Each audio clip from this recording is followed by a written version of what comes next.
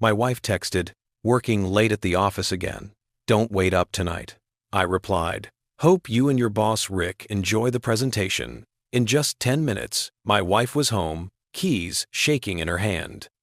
The notification chimed at 6:47 p.m., the same time it had chimed every Tuesday and Thursday for the past 4 months, with the mechanical predictability of a church bell announcing evening mass. My phone sat face up on the kitchen counter beside the cutting board where I'd been dicing onions for a dinner that would once again go uneaten by anyone but me. The screen illuminated with that particular blue-white glow that has become the harbinger of modern betrayal, and I didn't need to read the message to know what it said. I'd memorized the script by now, could recite it like a prayer I'd learned against my will. "Working late at the office again. Don't wait up tonight." There it was, the same exclamation point of forced enthusiasm, the same casual dismissal wrapped in the pretense of consideration. The same lie, delivered with the confidence of someone who believed, truly, genuinely believed, that I was too stupid, too trusting, or too comfortable to question the narrative she'd been spinning like a spider weaving an elaborate web in the corner of our marriage. I set down the knife with a precision that surprised me, the blade meeting the cutting board with a soft thunk that seemed louder than it should have been in the silence of our kitchen. Our kitchen. The kitchen we'd renovated 3 years ago, where Sarah had insisted on the Italian marble countertops because she'd seen them in a design magazine and declared them absolutely essential for our dream home. The same marble that had cost me 60-hour work weeks and a promotion I'd killed myself to earn. The same marble she was now casually discarding every Tuesday and Thursday evening to fuck her boss in whatever mid-tier hotel they'd deemed sufficiently discreet for their Tuesday-Thursday arrangement. If you've ever stood in your own kitchen, in your own home, holding your own phone while reading a message from your own wife, and felt the peculiar sensation of becoming a stranger in your own life, then you know the specific flavor of fury I'm talking about. It's not the hot, explosive anger you see in movies, where men put their fists through walls and scream at the ceiling. It's colder than that. It's the anger that calculates, the anger that plans, the anger that waits. I picked up my phone, and for a moment, just a moment, I considered doing what I'd been doing for 4 months. I considered typing back something bland and unsuspecting. "Okay, babe, don't work too hard." Or, "Want me to save you some dinner?" I considered playing my role in this domestic theater production, where I was the oblivious husband and she was the devoted career woman, and we'd both pretend that Tuesday and Thursday evenings weren't gouged out of our marriage like wounds that had been there so long we'd stopped noticing them bleeding. But something shifted in me that evening. Maybe it was the onions I'd been cutting for a dinner I'd eat alone. Maybe it was the way the setting sun came through the kitchen window at just that angle, illuminating the empty chair across from me where my wife should have been sitting. Maybe it was simply that I'd reached the limit of how much quiet humiliation a man can swallow before it starts poisoning him from the inside out. I typed 6 words. 6 words that would detonate our carefully maintained fiction like a controlled demolition, precise and devastating. "Hope you and your boss Rick enjoy the presentation." I hit send before I could reconsider, and in that moment, I felt something I hadn't felt in months, a grim satisfaction, cold and sharp as winter air in my lungs. The message showed as delivered, then read, the 2 check marks appearing almost instantly because, of course, she was looking at her phone.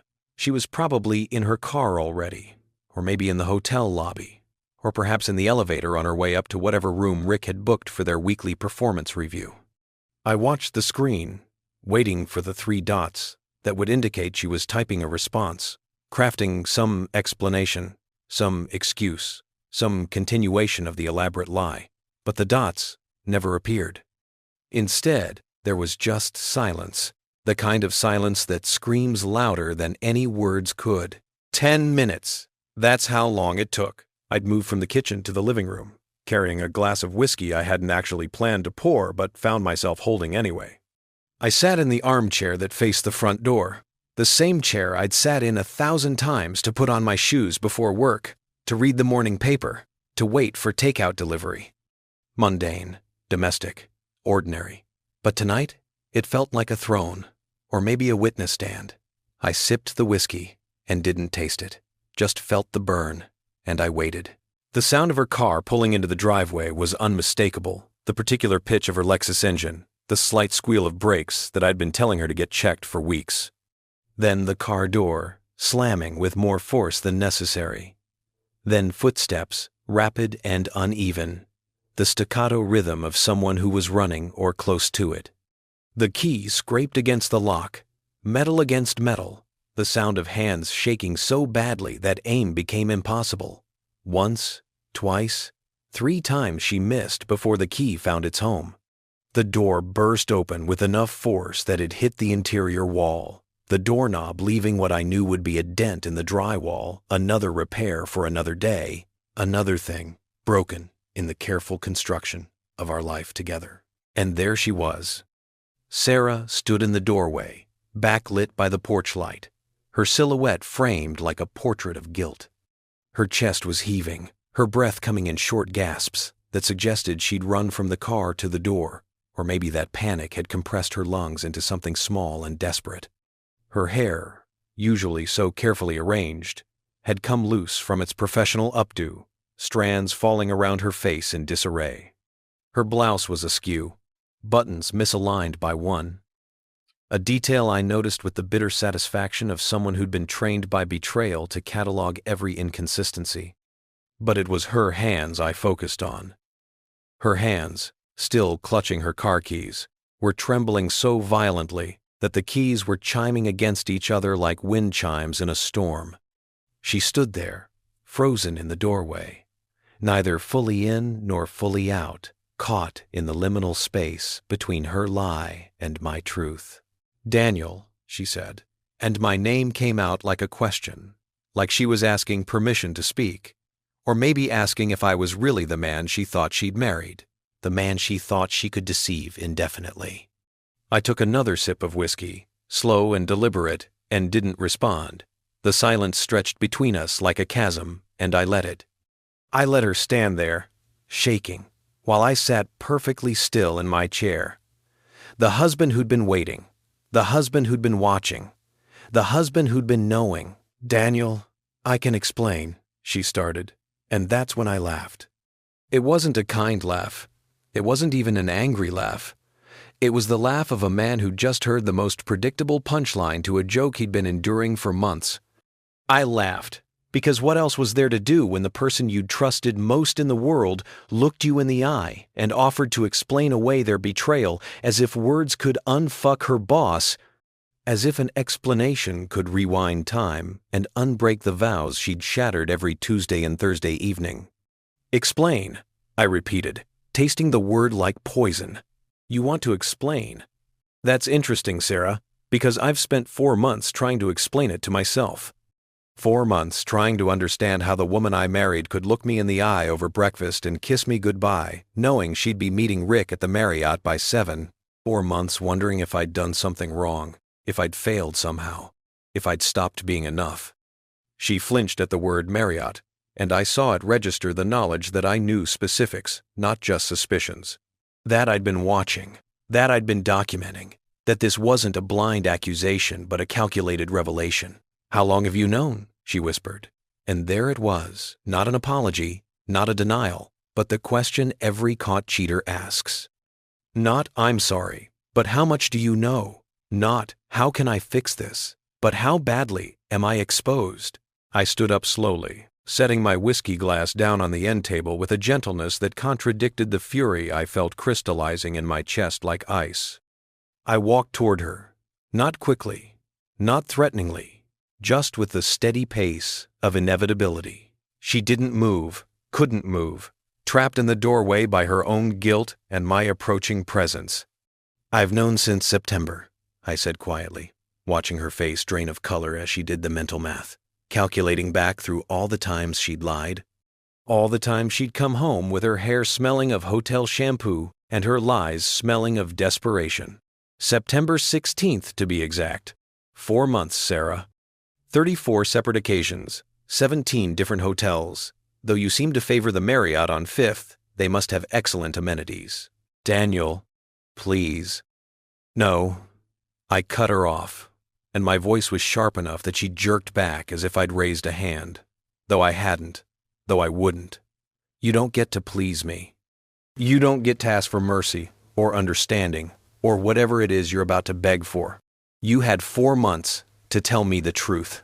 You had 4 months to choose our marriage over your Tuesday-Thursday ritual. You had 4 months to be the woman I thought you were.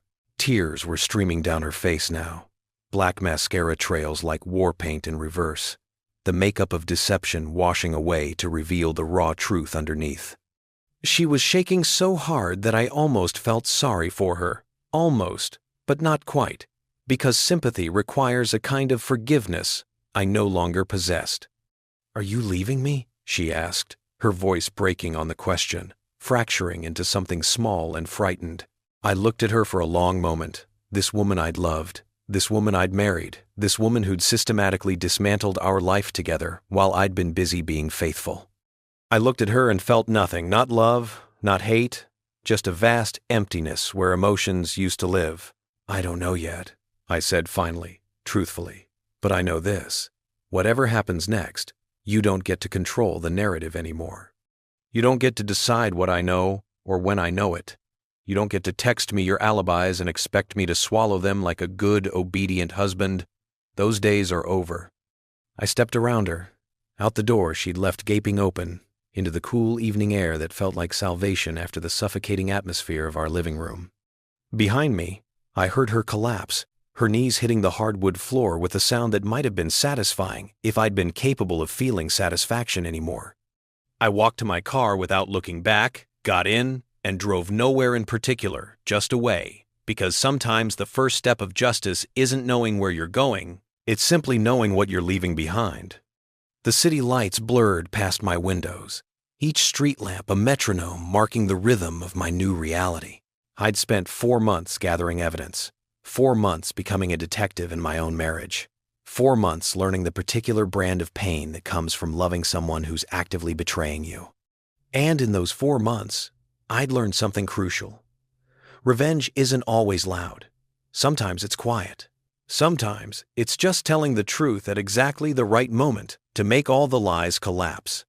My phone buzzed incessantly in the cup-holder calls, texts, the desperate symphony of a woman realizing she'd lost control of her own deception. I didn't answer. I didn't need to. I'd said what needed saying, delivered my truth with the precision of a surgeon's scalpel, and now there was nothing left but to wait and watch as the infection I'd exposed finally festered into something that couldn't be ignored. If you've ever felt powerful and powerless at exactly the same moment, you know what I felt driving through those streets. Powerful because I'd finally stopped pretending. Powerless because pretending had been the only thing holding our marriage together, and now that it was gone, I had no idea what structure remained beneath the elaborate fiction we'd been living. But I knew one thing with absolute certainty. Sarah had come home in 10 minutes, because that single text had done what 4 months of deception couldn't. It had forced her to acknowledge that I knew, that I'd always known, that every lie she'd told had been transparent as glass to a man who'd been paying attention. And that, I thought as I drove through the night, was its own kind of justice. I drove for 40 minutes before I realized I had a destination after all. The office building downtown was mostly dark when I pulled into the parking garage. Just a scattered constellation of windows still lit on the upper floors, where lawyers and accountants and people like me, people who'd made their careers into fortresses against the chaos of their personal lives, worked late into the constellation. Evening. The security guard, Marcus, waved me through without comment. He'd seen me here at odd hours before, had probably cataloged me in his mental registry as one of those dedicated types who treated the office like a second home. If only he knew that tonight, my actual home had become uninhabitable, contaminated by truth, the way a crime scene gets contaminated by evidence. I took the elevator to the 7th floor, where the architectural firm I'd helped build occupied a corner suite with views of the city that had once made me proud, Hartman and Associates. My name was on the door, right below Gerald Hartman's, my mentor and the man who'd given me a shot 12 years ago when I was fresh out of graduate school with more ambition than sense. I'd earned that name on the door. I'd earned it with late nights and early mornings and weekends sacrificed on the altar of professional excellence. I'd earned it while my wife was earning her own position in ways I'd been too blind or too trusting to see. The office was empty, as I'd expected. I had a key to everything here, access to every file and every cabinet and every secret the firm held. It was one of the perks of being a senior partner, this unfettered access, this trust. The irony wasn't lost on me. I was trusted implicitly at work while being deceived systematically at home. The symmetry was almost poetic.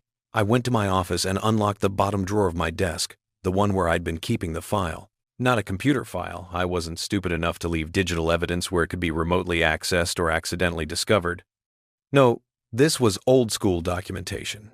Printed photographs, handwritten notes, receipts, bank statements, a paper trail that told the story of Sarah's affair with the methodical precision of a forensic accountant tracking embezzlement.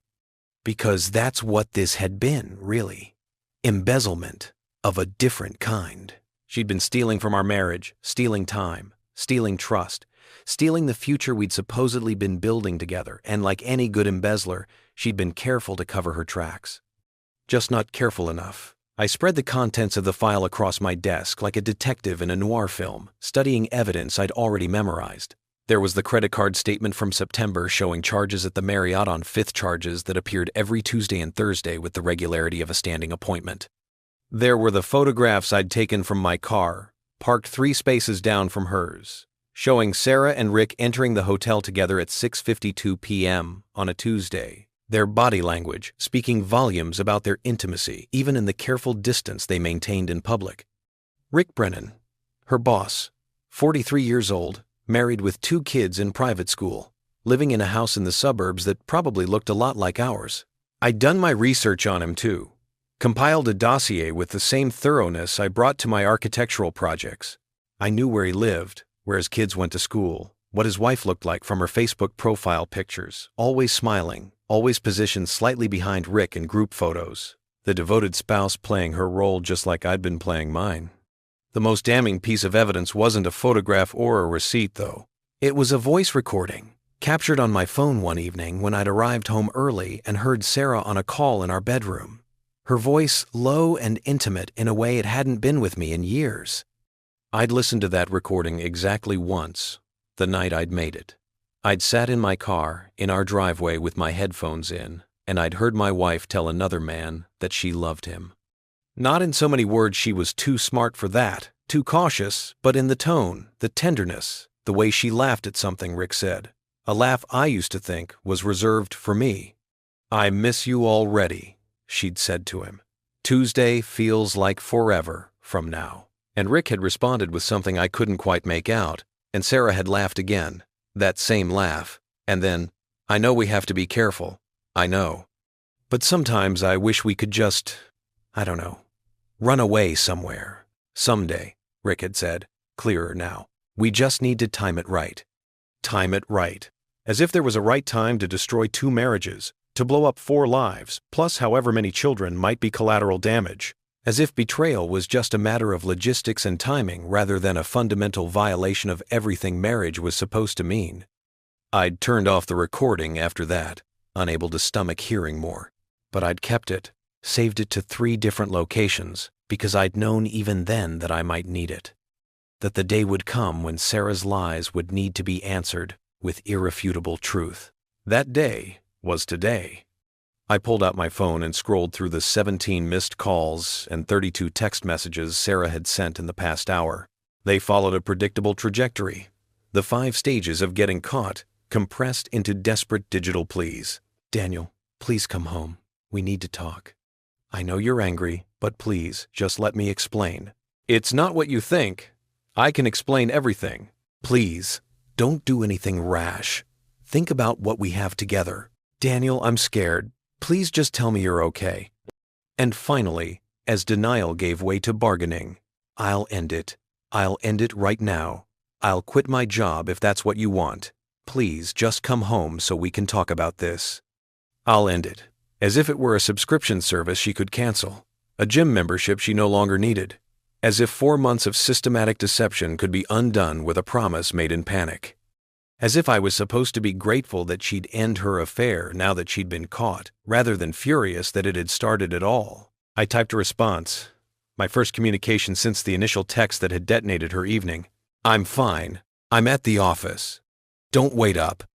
I sent it and watched the message change to read almost instantly.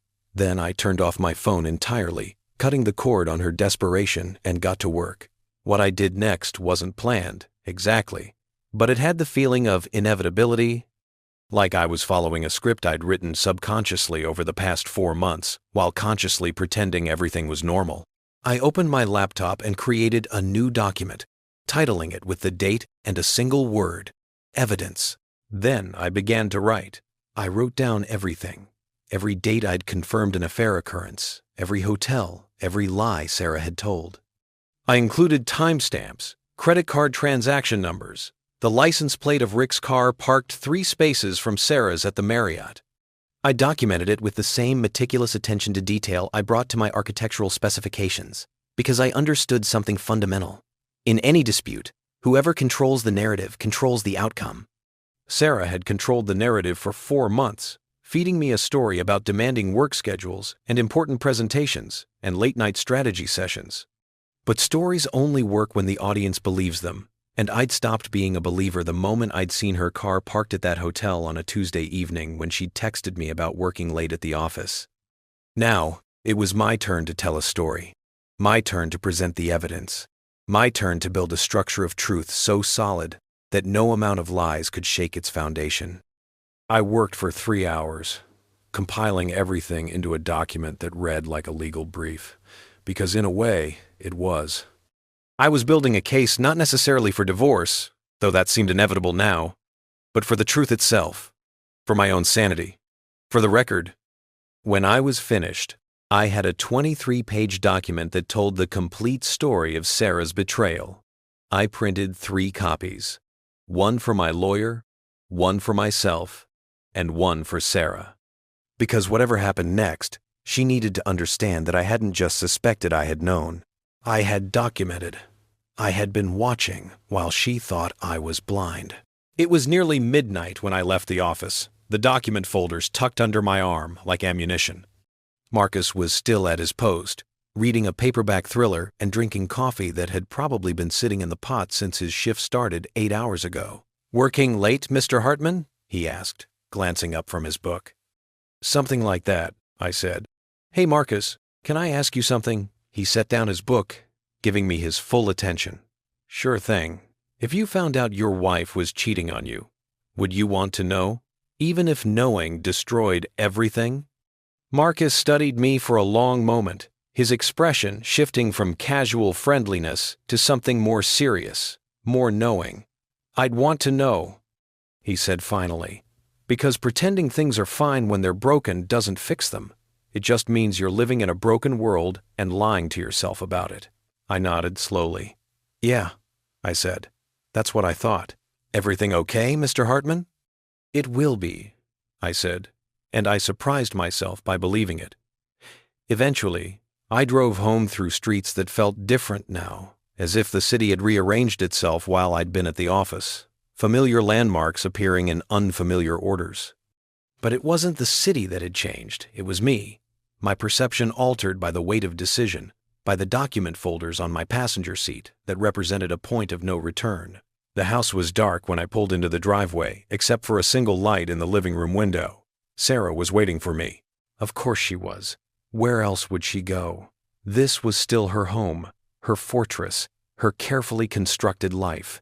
I was the one with the evidence, the one with the power to either reinforce that fortress or reduce it to rubble. I sat in my car for a moment, the engine ticking as it cooled, and I thought about what Marcus had said about living in a broken world. He was right. I'd been living in a broken world for 4 months, pretending the cracks weren't there, spackling over the damage, with denial and routine. But you can't repair a foundation by ignoring the cracks. Eventually, the whole structure collapses. I grabbed the folders and got out of the car. The front door was unlocked, Sarah's way of leaving it open for me, an invitation, or maybe a plea. I pushed it open and found her exactly where I'd expected, sitting on the couch in the living room, still in her work clothes, her face puffy and red from crying. She looked up when I entered, her eyes widening when she saw the folders in my hand. She knew, I think. She knew that whatever came next wasn't going to be a conversation. It was going to be a reckoning. "Daniel," she started, her voice hoarse.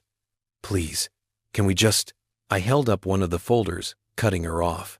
"This," I said quietly, "is what I've been doing for the past 4 months while you've been doing Rick. This is every date, every hotel, every lie. This is the evidence that proves I'm not crazy, I'm not paranoid, and I'm not making assumptions. This is the truth, Sarah. All of it. Everything you thought I didn't know." She stared at the folder like it was a gun pointed at her chest. "I don't understand," she whispered. "If you knew for 4 months, why didn't you say anything?" And there it was, the question I'd been asking myself in the mirror every morning. The question that had kept me awake on Tuesday and Thursday nights while my wife was at the Marriott pretending to work late. Why hadn't I confronted her? Why had I let it continue? "Because I needed to be sure," I said. And it was the truth, even if it wasn't the whole truth.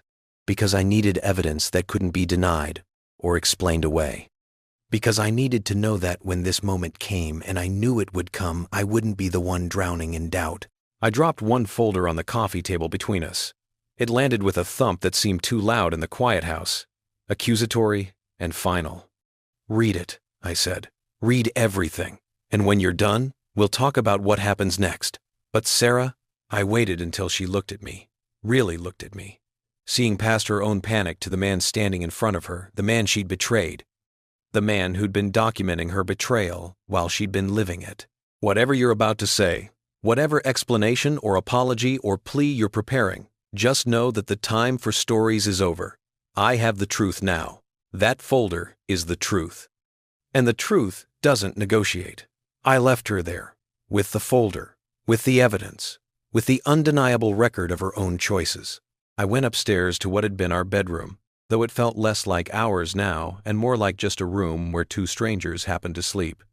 I lay down on the bed fully clothed and stared at the ceiling, listening to the sound of pages turning downstairs as Sarah read through the documentation of her own betrayal.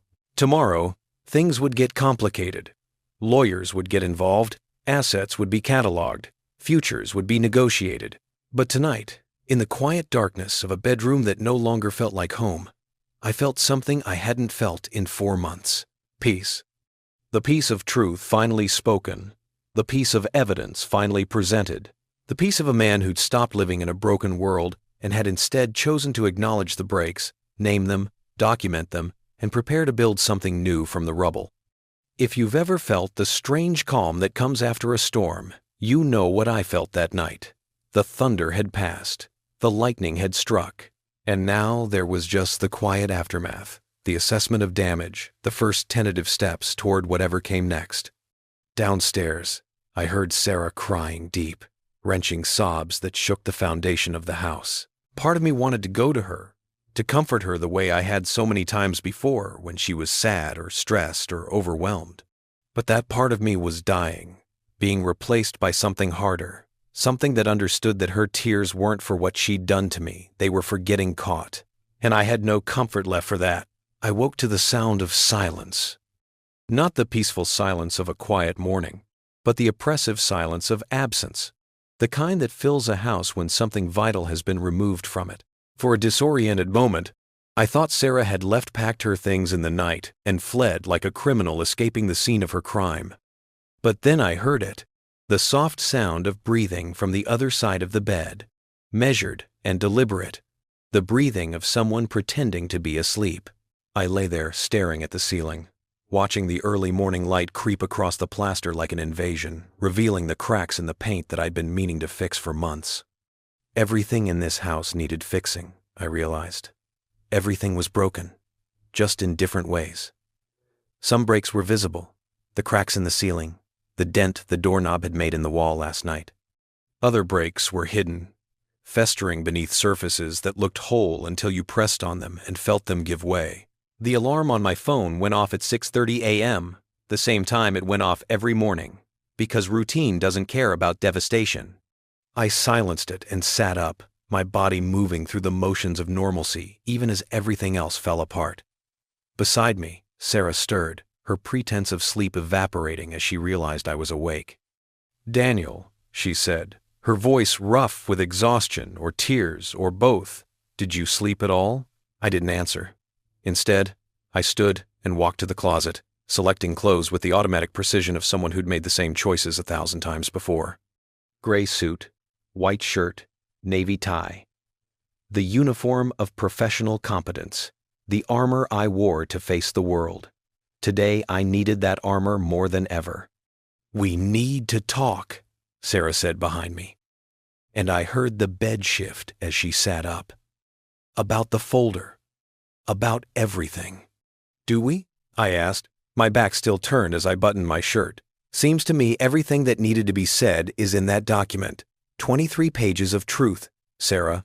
That's more words than you and I have exchanged in months. That's not fair." I turned then, slowly, and looked at her. Really looked at her. She was still in yesterday's clothes, wrinkled and disheveled, her mascara smudged around her eyes like war paint that had been rained on. She looked small in our bed, diminished somehow, as if being exposed had physically shrunk her. "Fair?" The word came out sharp, a blade I hadn't meant to unsheath but couldn't seem to sheath again. "You want to talk about fair? Was it fair when you kissed me goodbye every Tuesday and Thursday morning, knowing exactly where you'd be by evening? Was it fair when you came home smelling like hotel soap and let me hold you, knowing another man had been holding you hours before? Don't talk to me about fair, Sarah. You surrendered your right to that word 4 months ago." She flinched, and I felt a savage satisfaction at her pain, followed immediately by disgust at myself for feeling it. This was what betrayal did. It turned you into someone you didn't recognize, someone capable of taking pleasure in another person's suffering. I didn't want to be that person, but I didn't know how to be anyone else anymore. "I read the folder," she said quietly, pulling her knees to her chest like a child seeking comfort. "All of it, every page, and you're right, about everything, every date, every hotel, every lie." She took a shuddering breath. "You were so thorough, Daniel, so methodical. It's almost like you were building a case." "I was building a case," I said flatly. "I'm an architect, Sarah. Building things is what I do. Documenting structure, identifying flaws, understanding why things collapse. That's my profession." "Did you think I wouldn't apply the same principles to our marriage?" "I didn't think you'd—" She stopped, seeming to realize that finishing that sentence would only make things worse. "Didn't think I'd what? Notice? Care? Have the capacity to investigate my own life?" I knotted my tie with sharp, angry movements. "You didn't think at all, Sarah. That's the problem. You thought I was the same oblivious husband I'd been for years, so comfortable and trusting that I'd never question the narrative you were feeding me. That's not true." But her voice was weak, unconvincing even to her own ears. I grabbed my jacket from the closet and shrugged it on, checking my watch out of habit. 7:15 a.m. In a normal world, the world we'd been living in just yesterday, I'd be making coffee right now, Sarah would be in the shower, and we'd pass each other in the kitchen with the casual intimacy of people who'd been married for 8 years. We'd talk about the weather, about our schedules, about whether we needed milk from the store. We'd perform the choreography of marriage, each knowing our steps, each playing our part. But that world was gone, burned away by 6 words, sent in a text message, excavated by 23 pages of documented truth. "Where are you going?" Sarah asked as I headed for the door. "Work. Same place I go every morning." "Daniel, please. We can't pretend this isn't happening. We need to talk about what happens next." I stopped in the doorway, my hand on the frame, and I felt the weight of the decision pressing down on me like a physical force. What happened next? The question everyone asked but no one could answer. The terrifying blank space of the future where our marriage used to be. "What happens next," I said slowly, "is that I go to work, you go to work. We pretend for one more day that we're still the people we were yesterday. And then tonight, when I come home, we'll talk. Really talk. About lawyers and assets and how we're going to explain to our families that the marriage everyone thought was perfect was actually rotting from the inside. "I don't want a divorce," she said, and the desperation in her voice was so raw it almost moved me. Almost. "Neither did I said. "But we don't always get what we want, do we, Sarah? Sometimes we get what we deserve." I left her there, left her sitting in our bed, surrounded by the wreckage of our life together, and I walked down the stairs and out the front door without looking back. If you've ever left your home knowing it would never feel like home again, you know the particular ache I felt, not sharp like a wound, but dull like a bruise, the kind that hurts worse when you press on it, when you let yourself feel the full depth of the damage. The drive to work was mechanical, my hands and feet operating the car, while my mind spun through possibilities like a computer running calculations. Divorce would mean splitting assets, the house we'd renovated, the savings we'd accumulated. The life we'd built together would need to be divided like a pie, cut into neat portions that could be separated and boxed up. I'd need a lawyer, a good one, someone who could navigate the legal dissolution of 8 years of marriage with the same precision I'd used to document Sarah's affair. But more than that, I'd need to decide what I actually wanted. Did I want punishment? Retribution? Did I want Sarah to suffer the way I'd been suffering?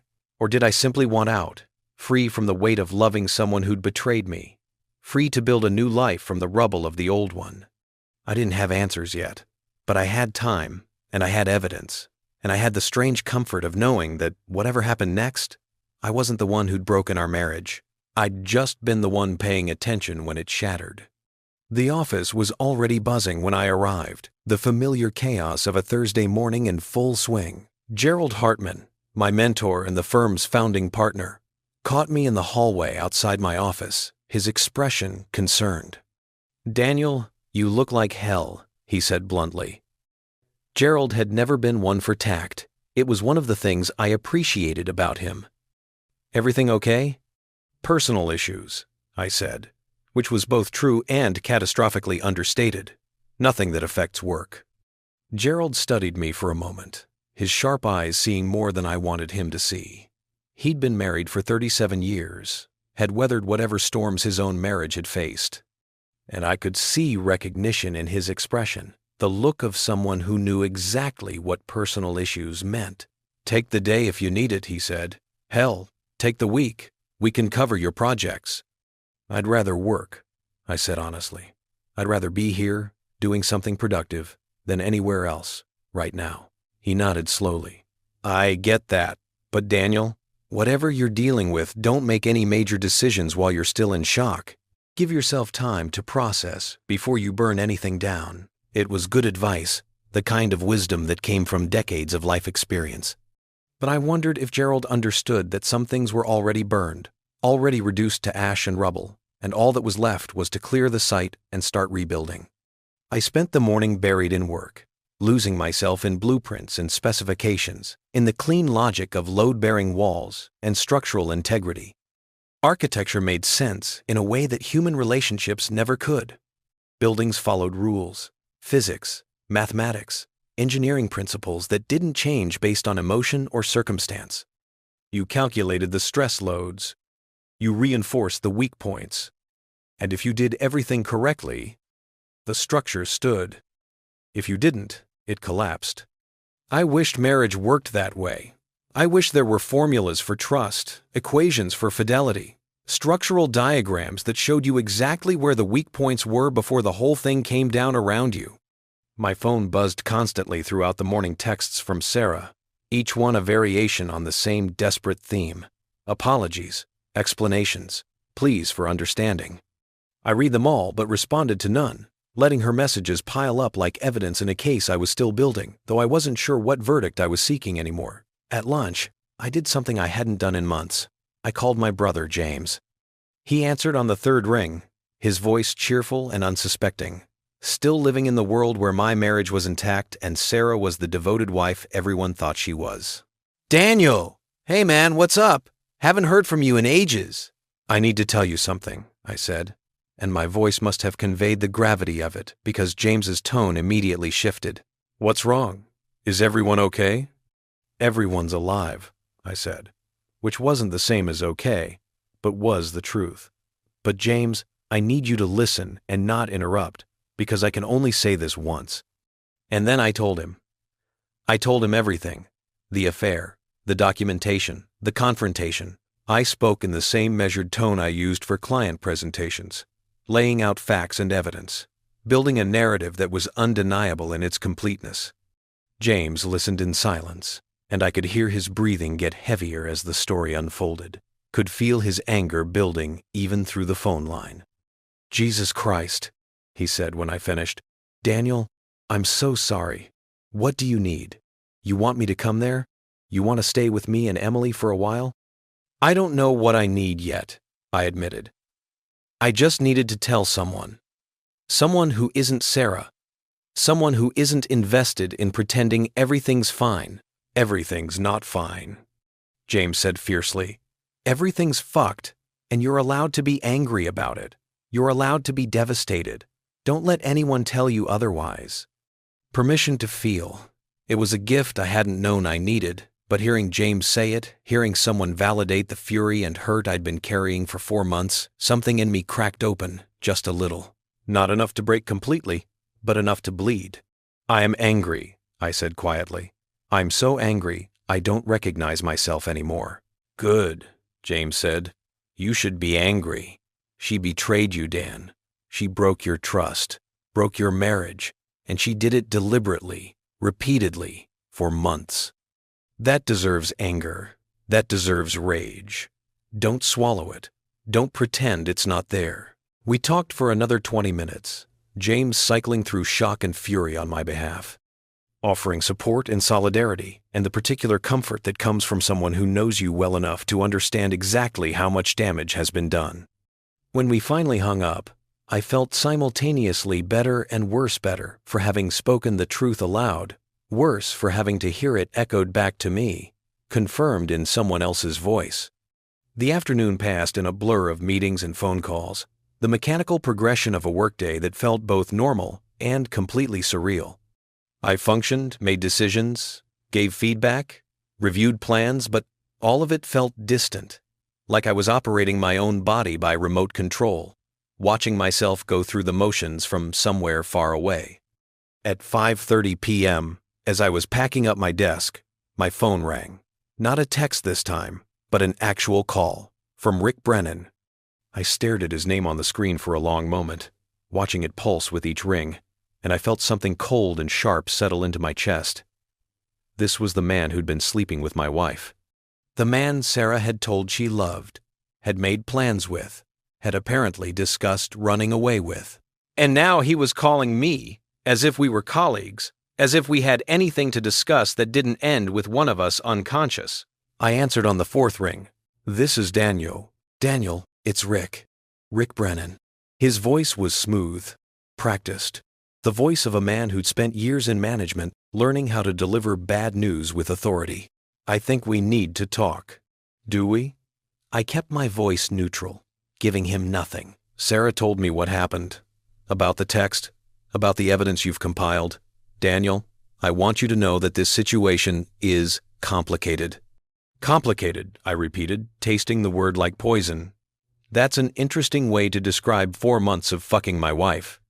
There was a pause, a beat of silence, where I could almost hear Rick recalculating, realizing that whatever script he'd prepared wasn't going to work. "I understand you're angry," he started. "Do you?" I cut him off. "Do you understand?" "Because I don't think you do, Rick. I don't think you have the first clue what it feels like to discover that your wife has been betraying you with her boss. That every Tuesday and Thursday for 4 months she's been choosing you over me. That the woman I trusted most in the world has been lying to my face while fucking you in hotel rooms across the city. Daniel, it spray dyed." "No," I said, my voice deadly calm. "You don't get to Daniel me. You don't get to call me by my first name like we're friends, like we have some kind of relationship beyond the fact that you've been destroying mine. You want to talk? Fine, let's talk. Let's talk about how you're going to explain this to your wife. Let's talk about how you're going to explain to your kids why daddy's marriage is falling apart. Let's talk about whether your company has a policy about senior management fucking their subordinates, because I'm pretty sure HR would be very interested in that conversation. The silence on the other end was absolute, thick with implications. "That's what I thought," I said. "So, here's what's going to happen. Rick, you're going to hang up this phone. You're going to end your relationship with my wife immediately and permanently. And you're going to pray that I don't decide to make this situation even more complicated than it already is. Because I have evidence, Rick. I have dates and times and photographs and recordings. I have everything I need to burn both your life and Sarah's to the ground. The only question is whether I choose to light that match. Is that a threat?" "It's a statement of fact," I said. "I'm documenting the damage. What I do with that documentation is still up for debate. But if you call me again, if you contact Sarah again, if you do anything other than disappear from our lives completely, I will make sure everyone knows exactly what kind of man you are. Your wife, your kids, your employer, your professional network, everyone will know. That's not a threat, Rick. That's a promise." I hung up before he could respond, my hand shaking as I set the phone down on my desk. And for the first time since this had all started, I felt something that wasn't pain or anger or grief. I felt powerful. I sat in my car in the office parking garage for 15 minutes after hanging up on Rick, my hands still trembling with adrenaline, my heart hammering against my ribs like it was trying to escape my chest. The power I'd felt during that phone call was intoxicating and terrifying in equal measure. The power to destroy, to expose, to bring down not just my own marriage but Rick's entire carefully constructed life. It was a weapon I hadn't known I possessed until the moment I'd threatened to use it. But power, I was learning, came with a cost. The cost of becoming someone who could threaten another human being with calculated devastation. The cost of letting anger transform into something harder, colder, more permanent than the hot rage I'd felt standing in my kitchen yesterday evening. This wasn't the man I'd been a week ago, a month ago, a year ago. This was someone new, forged in betrayal, tempered by documentation, sharpened by the need to regain some measure of control over a life that had been spiraling away from me for months. I started the car and drove home through rush hour traffic, each red light a meditation on what came next. Rick would tell Sarah about the phone call, of course he would. They'd have one final conversation, one last moment of shared panic before he disappeared from her life the way I'd demanded. And Sarah would be waiting for me at home, armed with whatever defense Rick had helped her construct, whatever narrative they decided might salvage something from the wreckage. But I had the evidence. I had the recordings and the photographs and the credit card statements and the 23 pages of documented truth. And now I had something else, the knowledge that Rick was afraid of me, afraid of what I could do with the information I'd compiled. That fear was leverage, and leverage was currency in the negotiation that my marriage had become. The house looked different when I pulled into the driveway, though nothing physical had changed. Same white siding, same black shutters, same carefully maintained landscaping that we paid someone else to maintain because neither Sarah nor I had ever had time for yard work. But it felt different now, contaminated by knowledge, every window a reminder of what had been happening behind them while I'd been too blind or too trusting to see. Sarah's car was in the driveway, which meant she'd come straight home from work. No detour to the Marriott today, no Tuesday evening rendezvous with Rick. The affair that had been as regular as a standing appointment had been canceled, terminated by a single text message and 6 words that had blown apart her carefully maintained double life. I gathered my briefcase and the remaining copies of the evidence folder and walked to the front door with the deliberate pace of someone approaching a battlefield. Because that's what this was, I realized. Not a marriage anymore, but a negotiation conducted on hostile territory, each of us armed with whatever weapons we could muster. The door was locked, which surprised me. Sarah had left it unlocked last night, an invitation or a plea. But today she'd locked it, and I had to use my key, the metal scraping against the lock mechanism in a way that felt like commentary. You're not welcome here anymore. Not in the easy way you used to be. Not without the barrier of locks and keys and deliberate permission. I found her in the kitchen, standing at the counter with a glass of wine in her hand even though it was barely 6 o'clock. She'd changed out of her work clothes into jeans and a sweater, her hair pulled back in a ponytail, her face bare of makeup and raw from crying. She looked young, like this, vulnerable, and I felt a surge of the old protective instinct before I remembered that she'd forfeited my protection when she'd chosen to betray me. "You talked to Rick," she said. Not a question, but a statement, delivered with the flat certainty of someone who already knew the answer. "He called me," I said, setting my briefcase down on the kitchen table. "Did he tell you what I said to him?" "He told me you threatened him. Threatened to expose everything, to destroy his marriage and his career." She took a sip of wine, her hand shaking slightly. "Daniel, you can't do that. You can't." "I can't?" I interrupted, and I heard my voice go cold. "Dangerous. I can't do what? Exactly? I can't tell the truth? I can't share the documented evidence of what you and Rick have been doing? I can't exercise my right to inform his wife that her husband has been having an affair with his subordinate for 4 months? It's not that simple." "It's exactly that simple," I said. "The truth is simple, Sarah. It's the lies that are complicated." She set down her wineglass with more force than necessary, the base hitting the marble countertop with a sharp crack that made us both flinch. "You want to destroy everything? Fine. Destroy Rick's marriage, his career, his life. But don't pretend you're doing it for justice, or truth, or whatever moral high ground you think you're standing on. You're doing it for revenge." "And what if I am?" I asked quietly. "What if revenge is exactly what I want? Would that be so wrong, Sarah? Would it be so unreasonable for me to want consequences for what you've done? For what he's done?"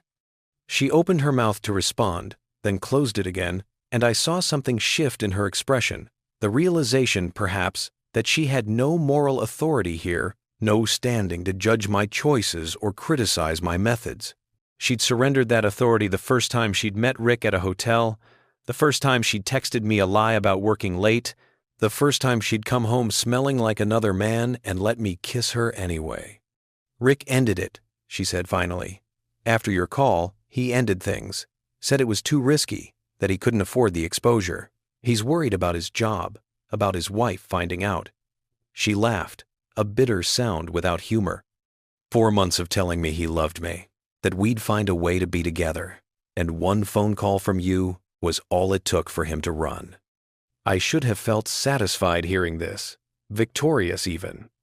But instead I felt nothing, just a hollow space where satisfaction should have been. Rick ending the affair didn't undo the affair. It didn't rewind time, didn't unbreak the trust, didn't restore what had been lost. It was just damage control, self-preservation, masquerading as remorse. "Good," I said flatly. "At least one of you has some sense of self-preservation." "So what now?" Sarah asked, and her voice cracked on the question.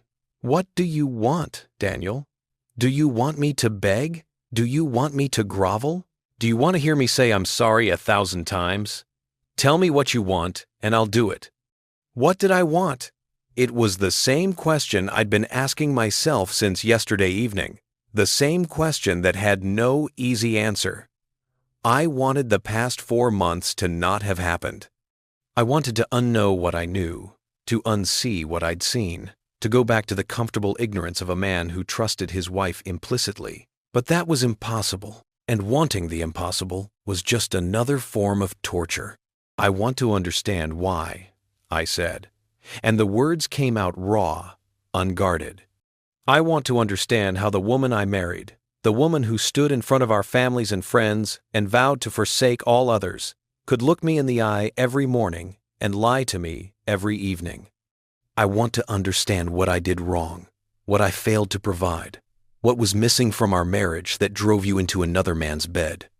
Sarah's eyes filled with tears, spilling over and running down her cheeks in streams that carved tracks through the exhaustion on her face. "You didn't do anything wrong," she whispered. "Daniel, you're a good man, a good husband. This isn't about you being inadequate or failing me. This is about me being selfish and weak and—" "Stop!" I cut her off. "Don't do that. Don't give me the 'it's not you, it's me' speech. like we're teenagers, breaking up after prom. I'm not asking you to spare my feelings or protect my ego. I'm asking you to tell me the truth, the real truth, not the version you think I want to hear." She wrapped her arms around herself, looking small and lost in our kitchen, and I was reminded suddenly of the first time I'd seen her like this 12 years ago at a mutual friend's party, standing alone by the window while everyone else danced and drank and laughed.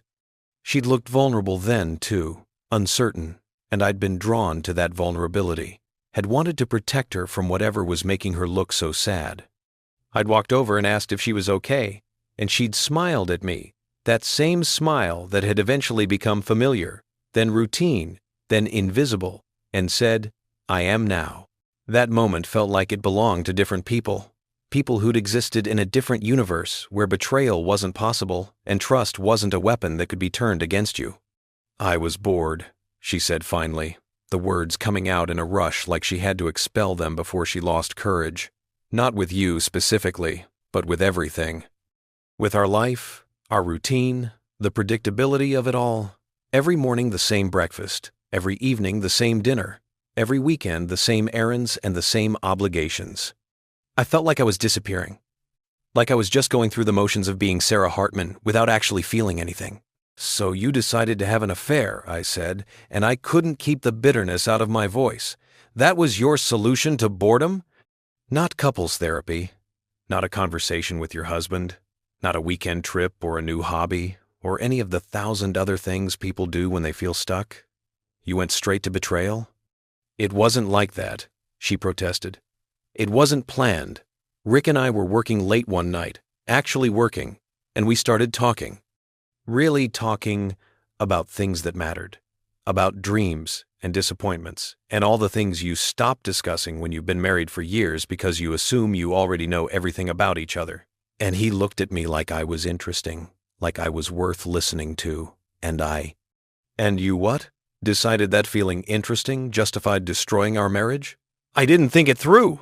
Sarah's voice rose, defensive and desperate. "I didn't sit down and calculate the consequences and decide the affair was worth it.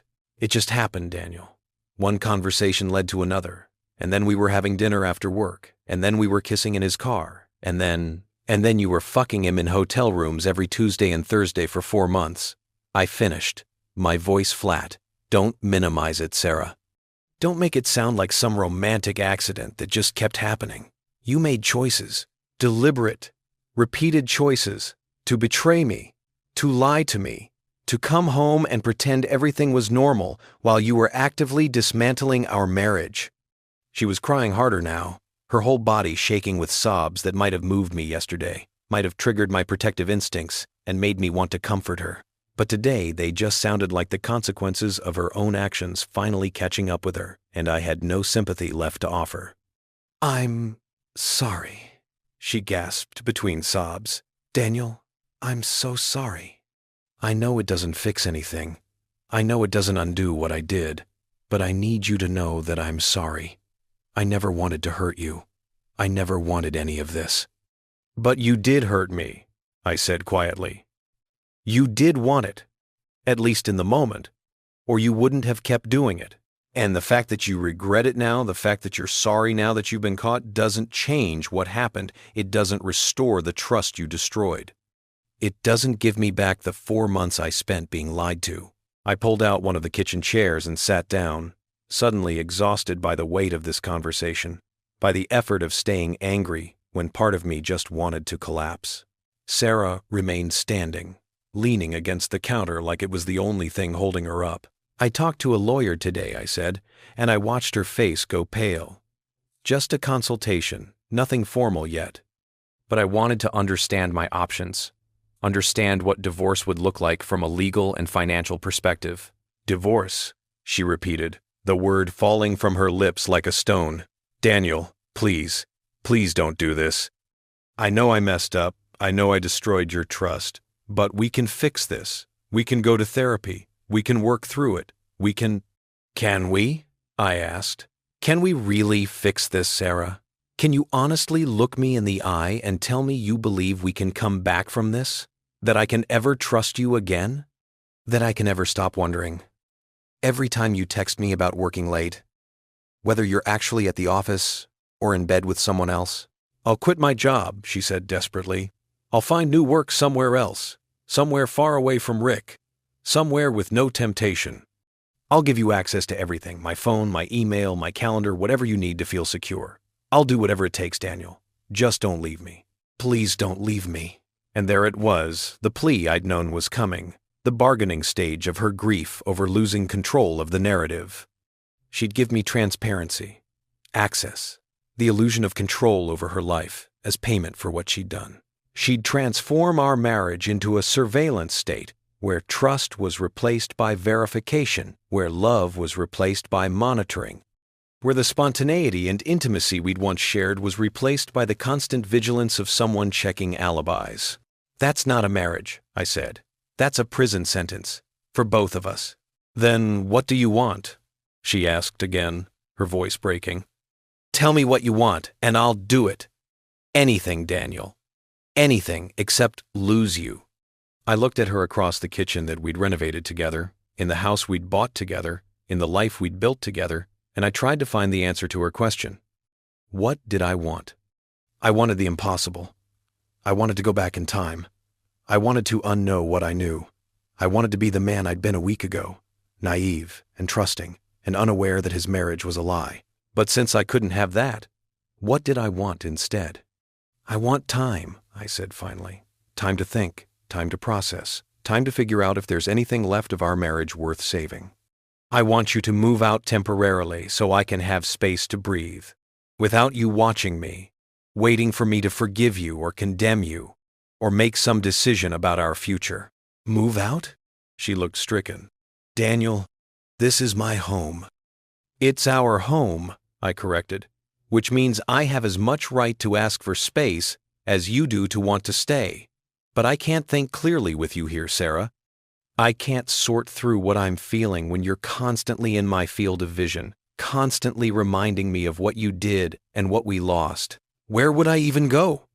Your sisters, your parents, a hotel you seem to be familiar with. The cruelty in that last sentence surprised even me, but I didn't take it back. Some part of me wanted her to feel even a fraction of the pain I'd been carrying. Sarah flinched, but nodded slowly, accepting the terms I'd laid out, because she had no leverage left, no bargaining power, no choice but to agree to whatever conditions I imposed. How long? She asked. How long do I stay away? I don't know, I admitted. A week, maybe more. Long enough for me to figure out if I can envision a future where I trust you again, or if the trust is too broken to ever repair. She nodded again, tears still streaming down her face, and moved toward the stairs, presumably to pack a bag, to gather whatever items she'd need for her temporary exile from the home we'd shared. But she paused at the doorway, looking back at me with an expression I couldn't quite read. I do love you, she said softly. I know you don't believe me right now, and I understand why. But Daniel, I need you to know, whatever happens, whether we fix this or whether we don't, I do love you. I always have.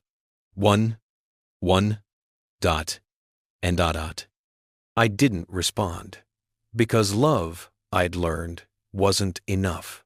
Love didn't prevent betrayal. Love didn't guarantee honesty. Love was just another word people used to justify their choices, to excuse their failures, to claim innocence for their calculated cruelties. And I'd had enough of words. The first thing Sarah noticed was how ordinary it all looked. She'd been expecting something dramatic, microfilm, encrypted hard drives, mysterious envelopes sealed with wax. Instead, she found neatly labeled manila folders, a handful of USB drives in clear plastic cases, and several small notebooks with dates written on their spines in her father's precise handwriting. Agent Hartley pulled on a pair of latex gloves before touching anything. Standard procedure, she explained, catching Sarah's questioning look. We need to maintain chain of custody. Everything we remove from this box needs to be documented and cataloged. Defense attorneys will challenge every piece of evidence we present, so we can't give them any ammunition. She carefully lifted out the first folder and opened it on the table. Inside were photocopies of what appeared to be construction contracts, each one marked with yellow highlighter and annotated in the margins. Sarah recognized her father's handwriting, the same neat print he'd used on her birthday cards, on grocery lists, on the notes he'd left on the refrigerator, reminding her to do her homework.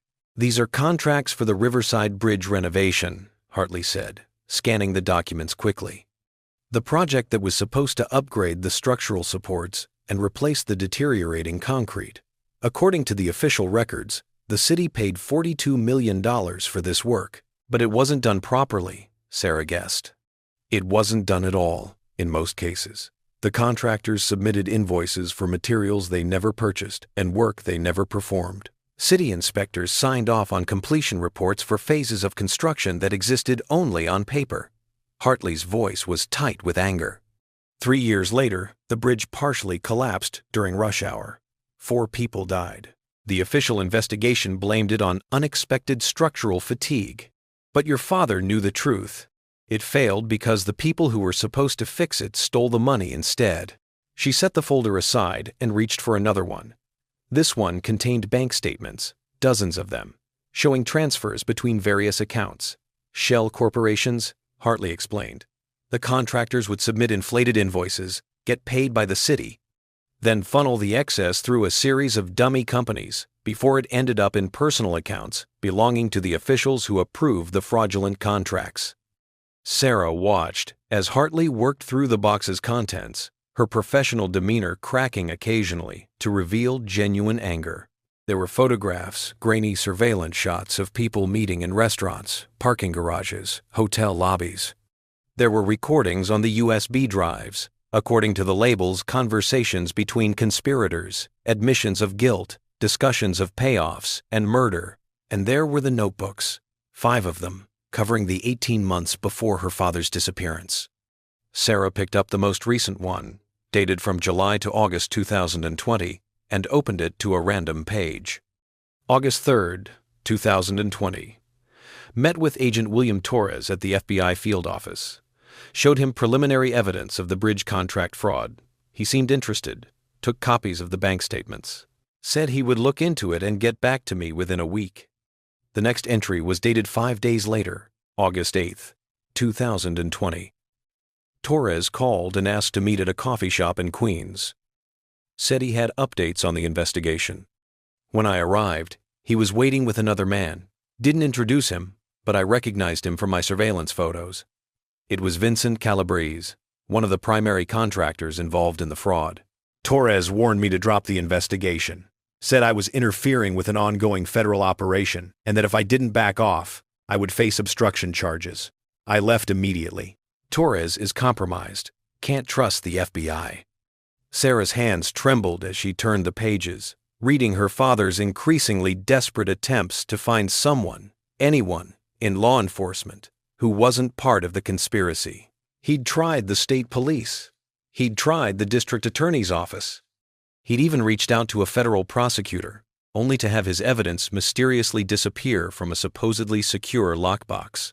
The final entry was dated August 27th, 2022 days before he vanished. They know.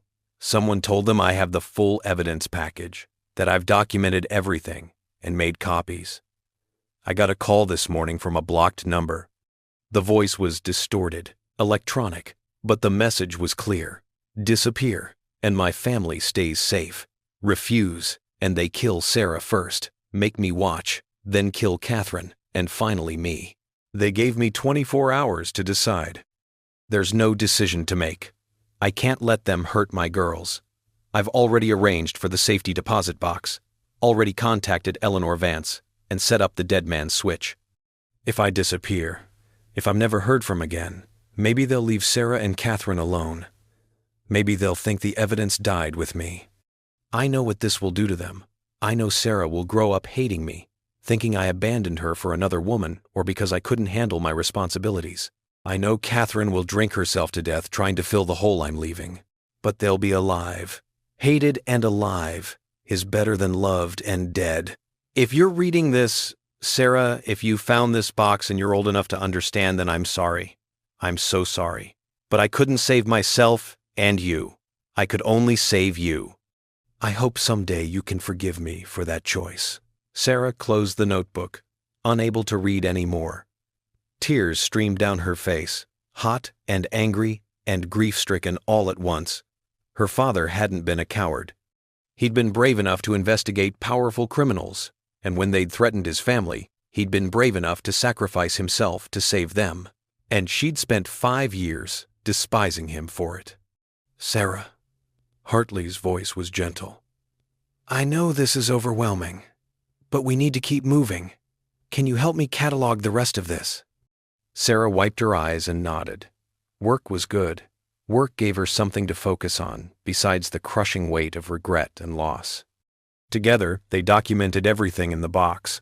23 folders of financial records, 8 USB drives containing audio and video recordings, 5 notebooks detailing her father's investigation, and a master list of names, with crimes and evidence cross-referenced.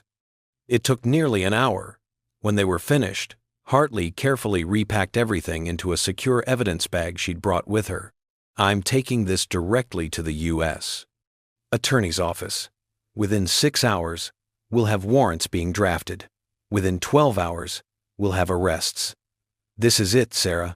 This is what we've been waiting for. But something was bothering Sarah, a nagging doubt that had been growing as they worked through the evidence. Agent Hartley, my father tried to go to the FBI 5 years ago. The agent he contacted, Torres, was compromised. How do you know the U.S. Attorney's Office isn't compromised too? Because I've been working with them directly for 2 years, and I've vetted everyone involved. The lead prosecutor, Daniel Reeves, is a former Marine who's built his career on taking down corrupt officials. His entire team is clean. I've checked their finances, their backgrounds, their associations. There's no connection to any of the people your father investigated. Sarah wanted to believe her. She really did. But her father had probably thought Agent Torres was trustworthy too, right up until the moment Torres had warned him off the investigation. What if you're wrong, she asked. What if there's someone in that office who's compromised, and the evidence disappears the same way it did when my father tried to turn it over? That won't happen. I'll personally deliver it to Reeves, and I won't let it out of my sight until it's secured in their evidence vault. I promise you, Sarah, this evidence will not disappear. Sarah studied the FBI agent's face, looking for any sign of deception, any hint that Hartley might not be who she claimed to be. But all she saw was determination and conviction. Either Hartley was completely sincere, or she was the best liar Sarah had ever met. Okay, Sarah said finally, but I want copies of everything. Hartley hesitated. That's not protocol. The evidence needs to remain in official custody to maintain its integrity. My father made copies. That's why this evidence still exists. If he'd trusted the system completely, if he'd turned over his only copies to someone in law enforcement, everything would have been destroyed and we wouldn't be standing here right now. Sarah's voice was firm. I'm not asking permission. I'm telling you that before this evidence leaves this building, I want copies of every document, every recording, every notebook page, digital copies that I can store securely and release if anything happens to the originals. For a long moment, Hartley didn't respond. Then, slowly, she nodded. You're right. Your father was smart to hedge his bets, and you're smart to do the same. But we'll need to be careful about how we do this. If the wrong people find out you have copies, you become a target. I'm already a target, Sarah pointed out. Marcus Holloway was killed because someone thought he knew where this evidence was. They probably think I know too. Making copies doesn't change my risk. It just gives me insurance. Agreed, David, Hartley called toward the vault entrance, where Chen had been patiently waiting. Do you have a high-speed scanner we can use? We need to digitize all of this before we leave. Chen nodded. In my office. It'll take a couple hours to scan everything, though. And I should warn you, my security cameras record everyone who enters and exits this building. If someone's watching for Sarah, they may already know she's here. The casual comment sent a chill down Sarah's spine. She'd been so focused on getting to the evidence that she hadn't thought about surveillance, about the possibility that the bank itself was being monitored. How long have I been here? Chen checked his watch. About 90 minutes. 90 minutes. Plenty of time for someone watching the bank to alert others, to set up surveillance, to prepare an ambush for when she left. Sarah moved to the small window in the conference room and carefully peered out into the alley. At first, she saw nothing unusual, just dumpsters and loading docks and the backs of other buildings. But then she noticed a car parked at the far end of the alley, its engine running, exhaust visible in the cold air. The windows were tinted dark enough that she couldn't see who was inside. "There's a car in the alley," she said quietly. "Is that normal?" Hartley joined her at the window, her expression tightening as she spotted the vehicle. "No, alley parking is prohibited in this district. That car shouldn't be there." She pulled out her phone and took several photos of the car, zooming in on the license plate. Then she made a call, speaking in low, urgent tones to someone on the other end. When she hung up, her face was grim. "The car is registered to a shell corporation, one of the same corporations your father identified as being used to launder the fraudulent contract money." "They're here, Sarah. They found you." The fear Sarah had been holding at bay came rushing back, a cold wave that made her hands shake and her breath come short. How? How did they find me so fast?" "I don't know, but we need to get you out of here safely." Hartley turned to Chen.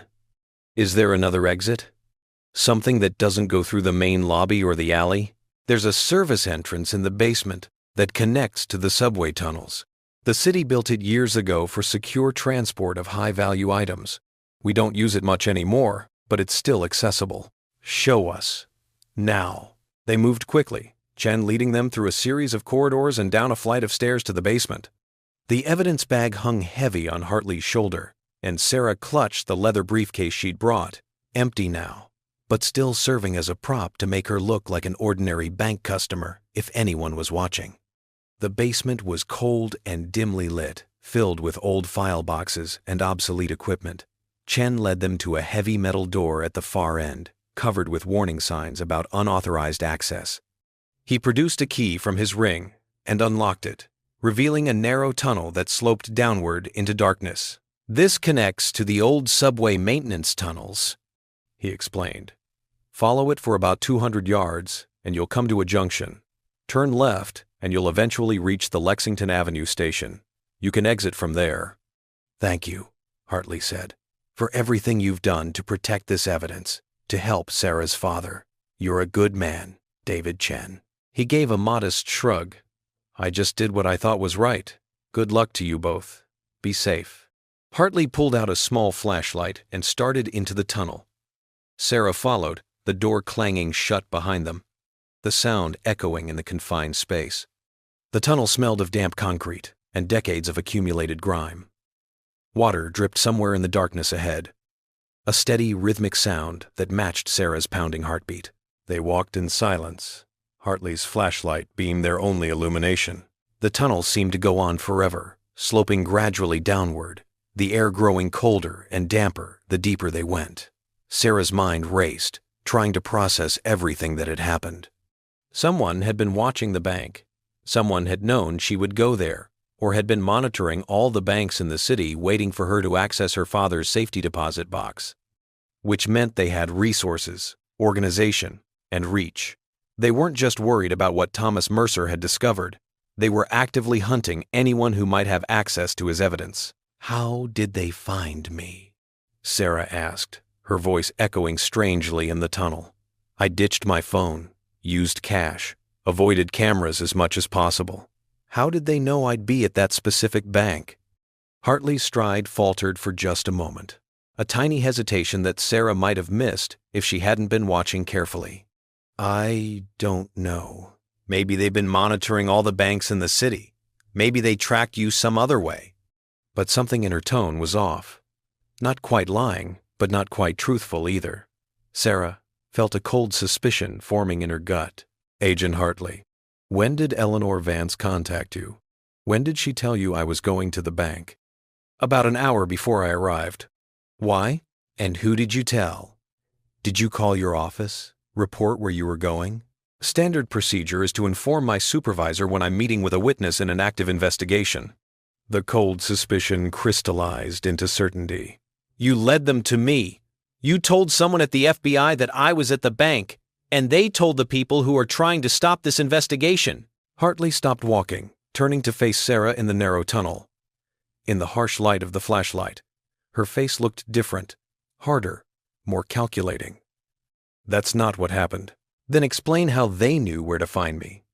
Explain how a car registered to one of the shell corporations involved in this conspiracy just happened to be parked in the alley outside the bank less than 2 hours after you were contacted.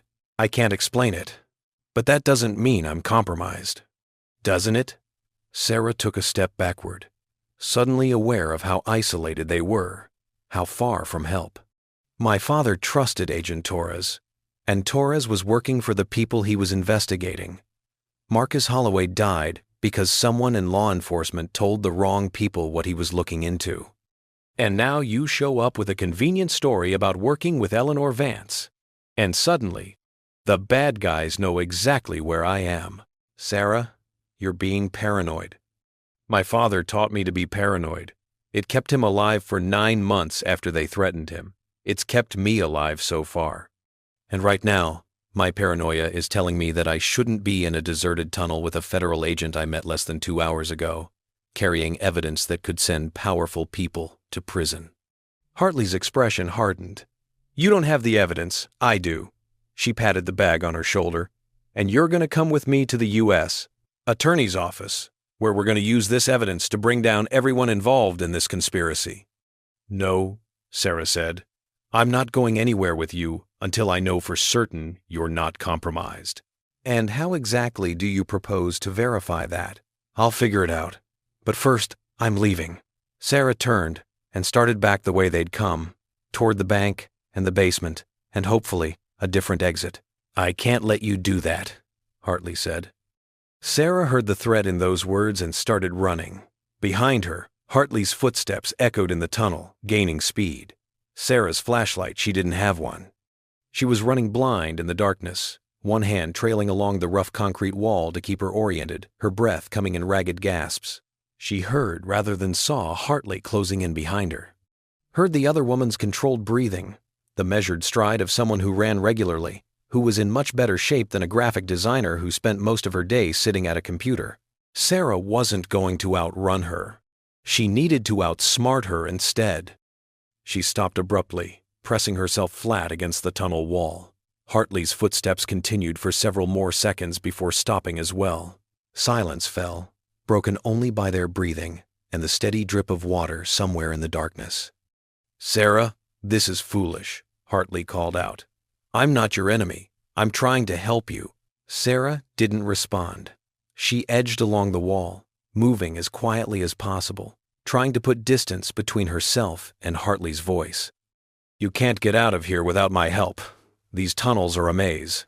You'll get lost, and when your phone battery dies... Oh wait, you don't have a phone. You threw it away, remember? Very smart tradecraft, except now you're stuck in the dark, with no way to call for help. Sarah's foot hit something, a piece of debris, maybe a broken pipe.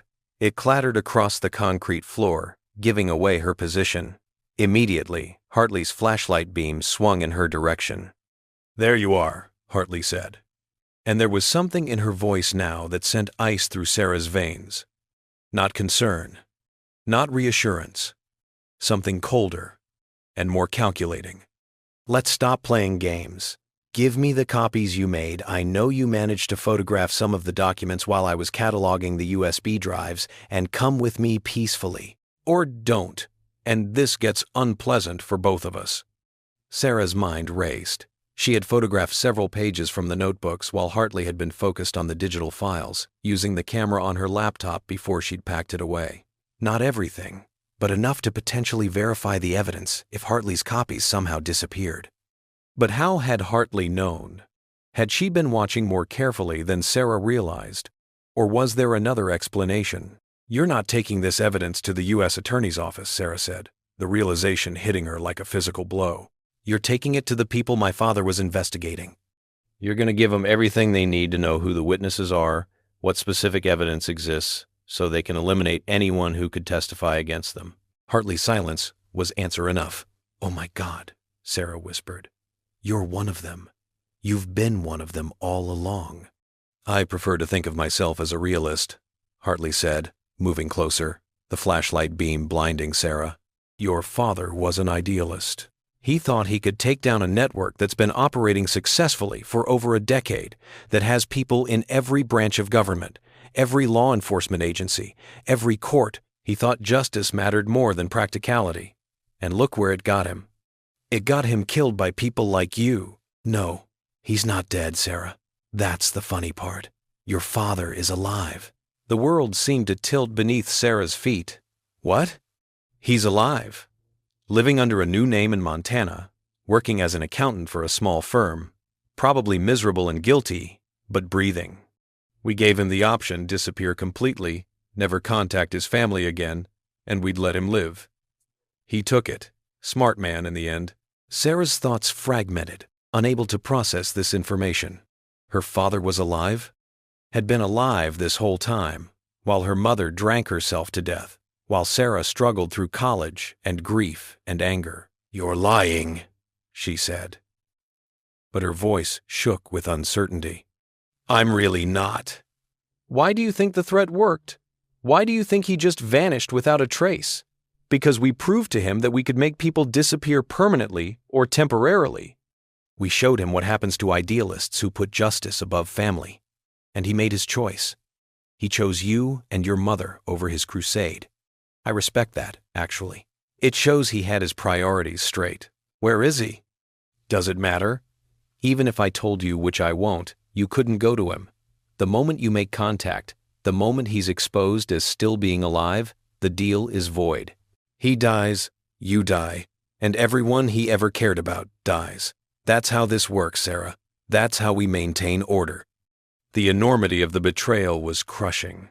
Her father was alive, had been alive all these years, living in exile to protect her. And this woman, this FBI agent who was supposed to be protecting her, helping her, was part of the same conspiracy that had destroyed her family. The evidence, Sarah said numbly. You're going to destroy it. Most of it, yes. Some pieces will keep: insurance, leverage, ways to control the people involved if they get ambitious or stupid. But your father's master list? His testimony about who said what and when, his documentation of the chain of evidence, all of that goes away. And then this whole unpleasant episode gets closed, and we all go back to our lives. And me? Hartley's expression was almost sympathetic. That depends on you. Tell me where the copies are, your laptop, cloud storage, wherever you hid them, and you get to live. You sign an NDA, you accept a generous settlement to compensate you for your father's accidental death, and you go back to being a graphic designer. Maybe you move to a different city, start fresh somewhere else. But you live, and if I refuse? Then you end up like Marcus Holloway, a tragic victim of random street crime, wrong place at wrong time. The investigation will go nowhere. The evidence will vanish, and in 6 months, nobody will remember your name. Sarah's hand found something on the ground, a piece of broken concrete, maybe the size of a baseball. She gripped it tightly, her mind racing through options. Fight? Flee? Neither seemed likely to succeed. Hartley was armed, trained, and had the evidence bag. Even if Sarah somehow managed to escape, where would she go? Who could she trust? Eleanor Vance. The thought came suddenly, desperately. Hartley claimed to be working with Eleanor, but what if that was a lie? What if the real Eleanor Vance was still out there, still trying to bring this conspiracy to light, and had never sent Hartley at all? I need to think about this, Sarah said, stalling for time. You're asking me to give up the only copies of evidence that could bring justice for my father, for Marcus, for all the people who died because of this corruption. That's not an easy choice. It's an extremely easy choice. Life or death, survival or martyrdom. Your father chose survival. Marcus chose martyrdom. Look how that worked out for him. Give me an hour. Let me go back to the surface. Think about this somewhere that doesn't smell like mildew and despair. Then I'll give you my answer. Hartley laughed, a cold sound that echoed in the tunnel. Do I look stupid? The moment I let you out of this tunnel, you disappear and I never see you again. No, Sarah. We're resolving this now, one way or another. So let's stop wasting time. Where are the copies? Sarah threw the piece of concrete as hard as she could at the flashlight. Her aim was terrible. The concrete sailed past Hartley's head by several feet, but it had the desired effect. Hartley flinched, the flashlight beam swinging wildly, and in that moment of distraction, Sarah ran. She ran blindly into the darkness, hands outstretched, praying she didn't run into a wall or fall into some unseen pit. Behind her, she heard Hartley cursing, heard the sound of pursuit. But she didn't look back. She just ran deeper into the tunnel system, into the maze of underground passages that connected the city's forgotten spaces. And somewhere in the darkness ahead, she hoped, was a way out, a way to survive, a way to finish what her father had started. Chapter 6. Underground. Sarah's lungs burned. Every breath tasted of decay and stale air, and the complete darkness ahead made each step a gamble. She kept one hand trailing along the cold, damp wall, using it as a guide while her other hand swept in front of her face, terrified of running into an obstacle she couldn't see. Behind her, Hartley's flashlight beam swept through the tunnel, creating dancing shadows that only disoriented Sarah further. The agent wasn't running anymore. She didn't need to. She had the light, the weapon, and the tactical advantage. All she had to do was wait for Sarah to run into a dead end or trip over debris in the darkness. Sarah's foot caught on something, a pipe, a crack in the concrete. She couldn't tell, and she stumbled, barely catching herself against the wall. Her knee hit the ground hard enough to send pain shooting up her leg, but she forced herself to keep moving. Stopping meant capture. Capture meant death, no matter what promises Hartley made about settlements and NDAs. The tunnel branched ahead. Sarah could feel a change in the airflow, a subtle shift that suggested an opening to her left. She took it without hesitation, plunging into what she hoped was a side passage. The wall texture changed under her fingertips, rougher, older, with patches of something that might have been rust or mineral deposits. "You can't run forever, Sarah." Hartley's voice echoed from somewhere behind her, distorted by the tunnel acoustics. "These passages go on for miles. Some of them haven't been mapped in decades. People have gotten lost down here and died before anyone found them. Is that really how you want this to end?" Sarah didn't waste breath responding. She focused on moving forward, on putting distance between herself and that voice.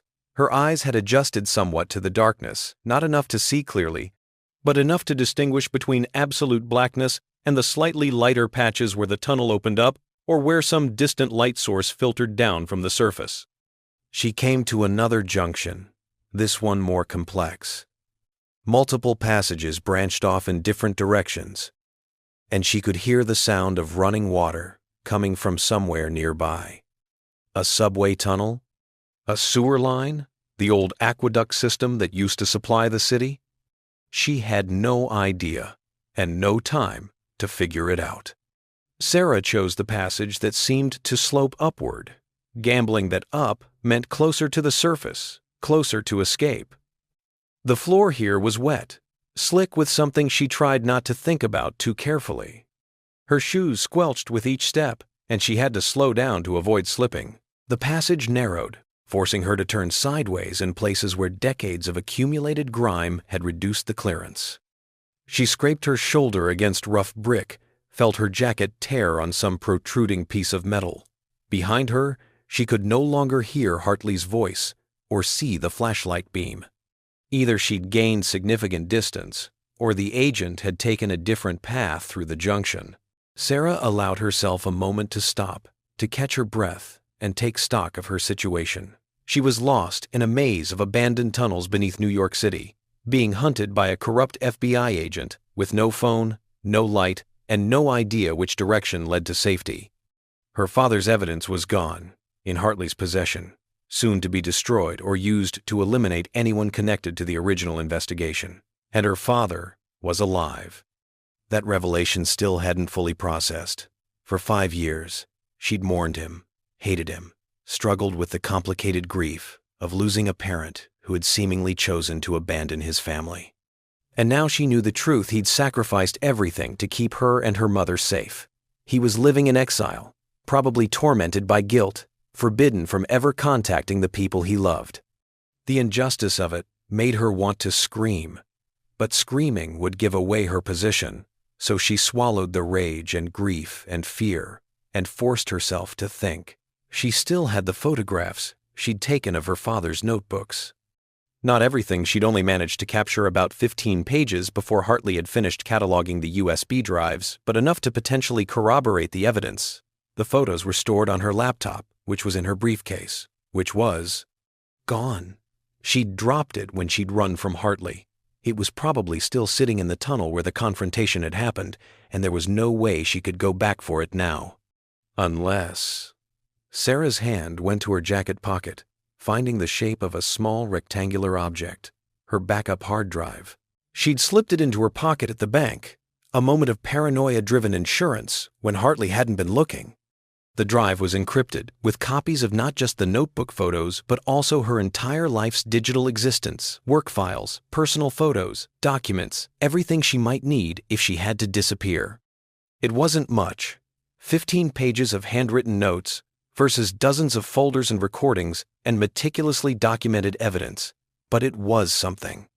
It was proof that the conspiracy existed, that her father had investigated it, that he'd identified specific individuals involved in specific crimes. Now she just had to survive long enough to do something with that proof. Sarah started moving again, following the upward-sloping passage, trailing her hand along the wall. The tunnel opened up into a larger space, some kind of chamber or junction room. She could feel the emptiness around her, hear the way her footsteps echoed differently, and there, high above her head, was a faint square of lesser darkness, a grate or vent leading to the surface. She reached up, stretching as high as she could, but her fingers found nothing but empty air. The opening was too high, unreachable without a ladder or something to stand on. Sarah moved around the chamber, searching for anything she could use, a crate, a maintenance platform, anything, but found only bare walls and puddles of stagnant water. Then she heard it.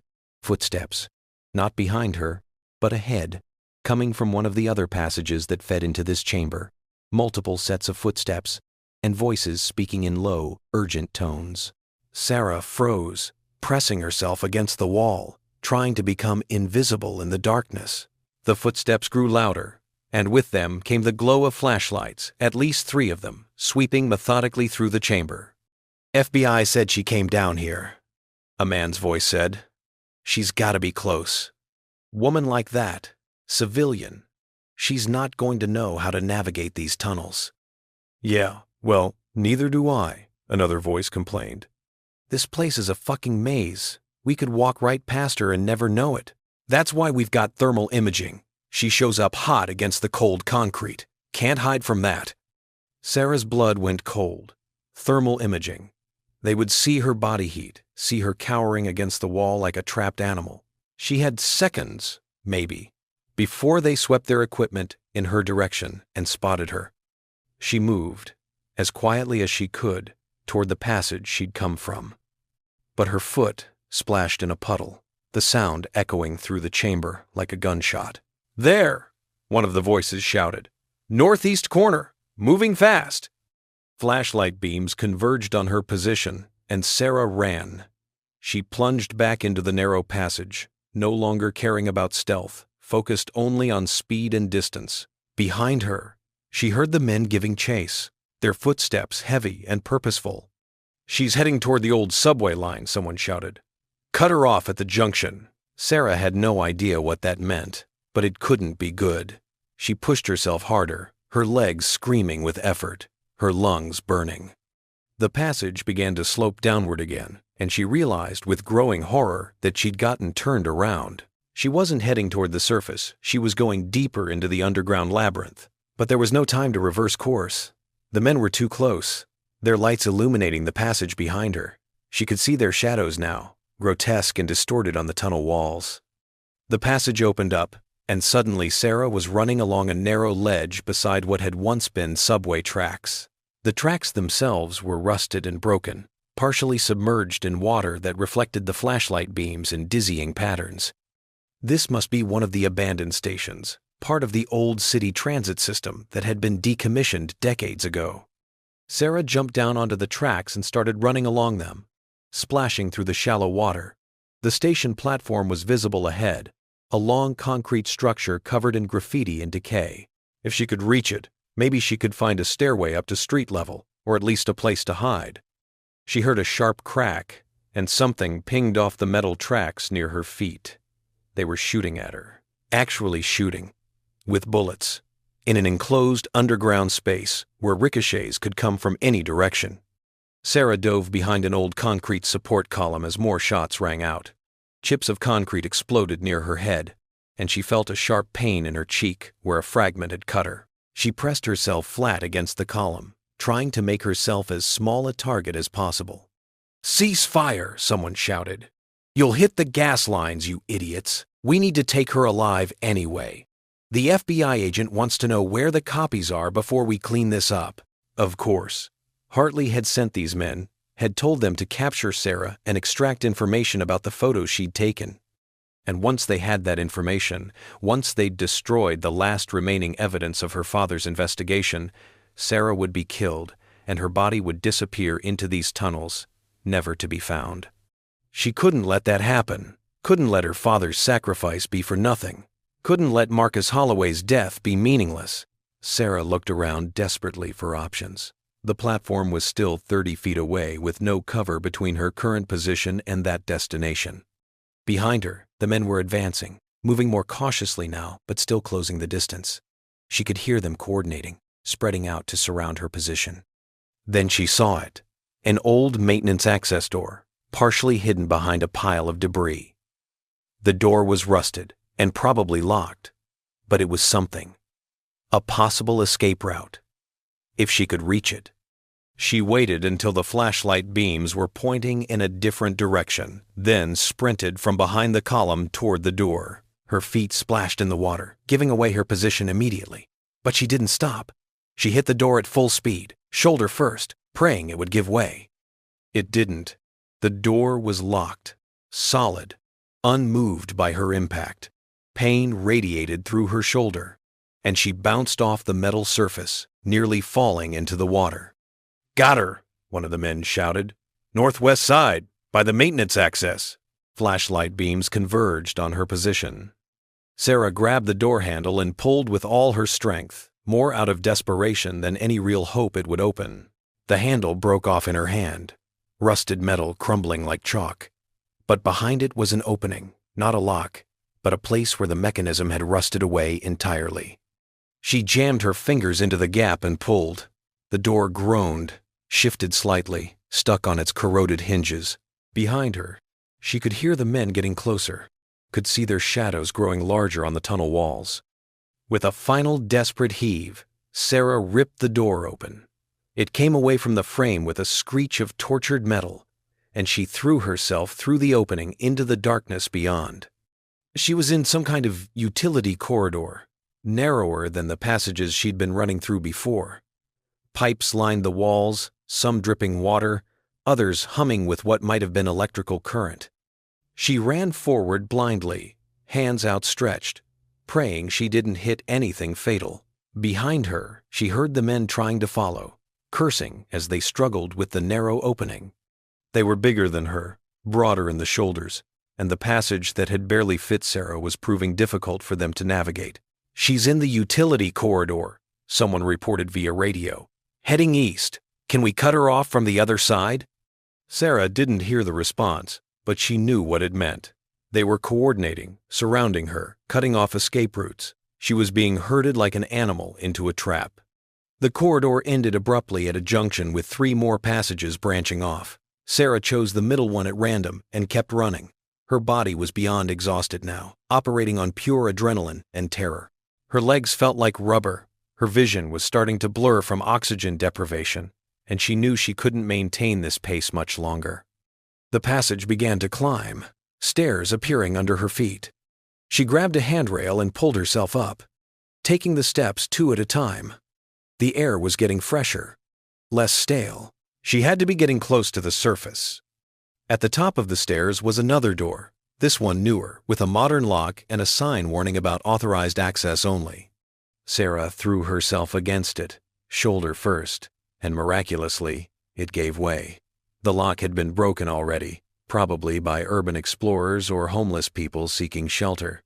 She burst through into a basement parking garage. Fluorescent lights buzzed overhead, painfully bright after so long in darkness.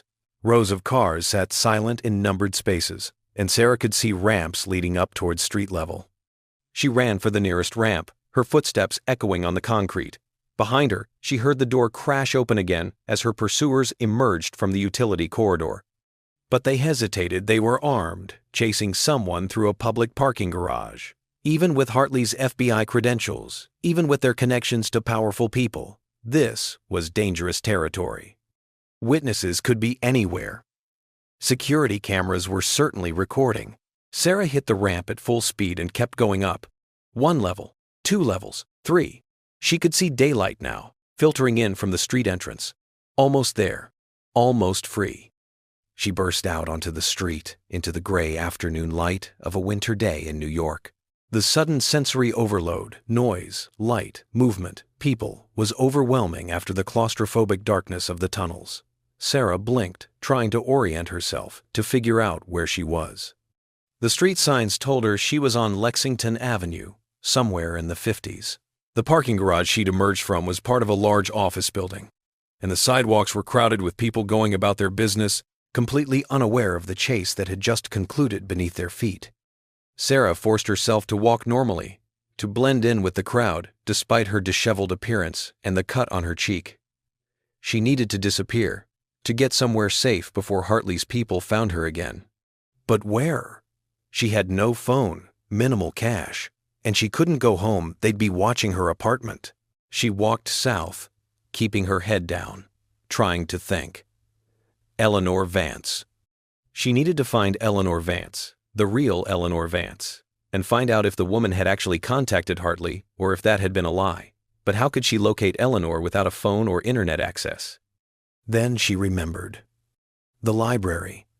The main branch of the New York Public Library was just a few blocks away, and it would have computers, internet access, and most importantly, crowds of people. Safety in numbers. Sarah joined the flow of pedestrians heading south and tried to look like she belonged there.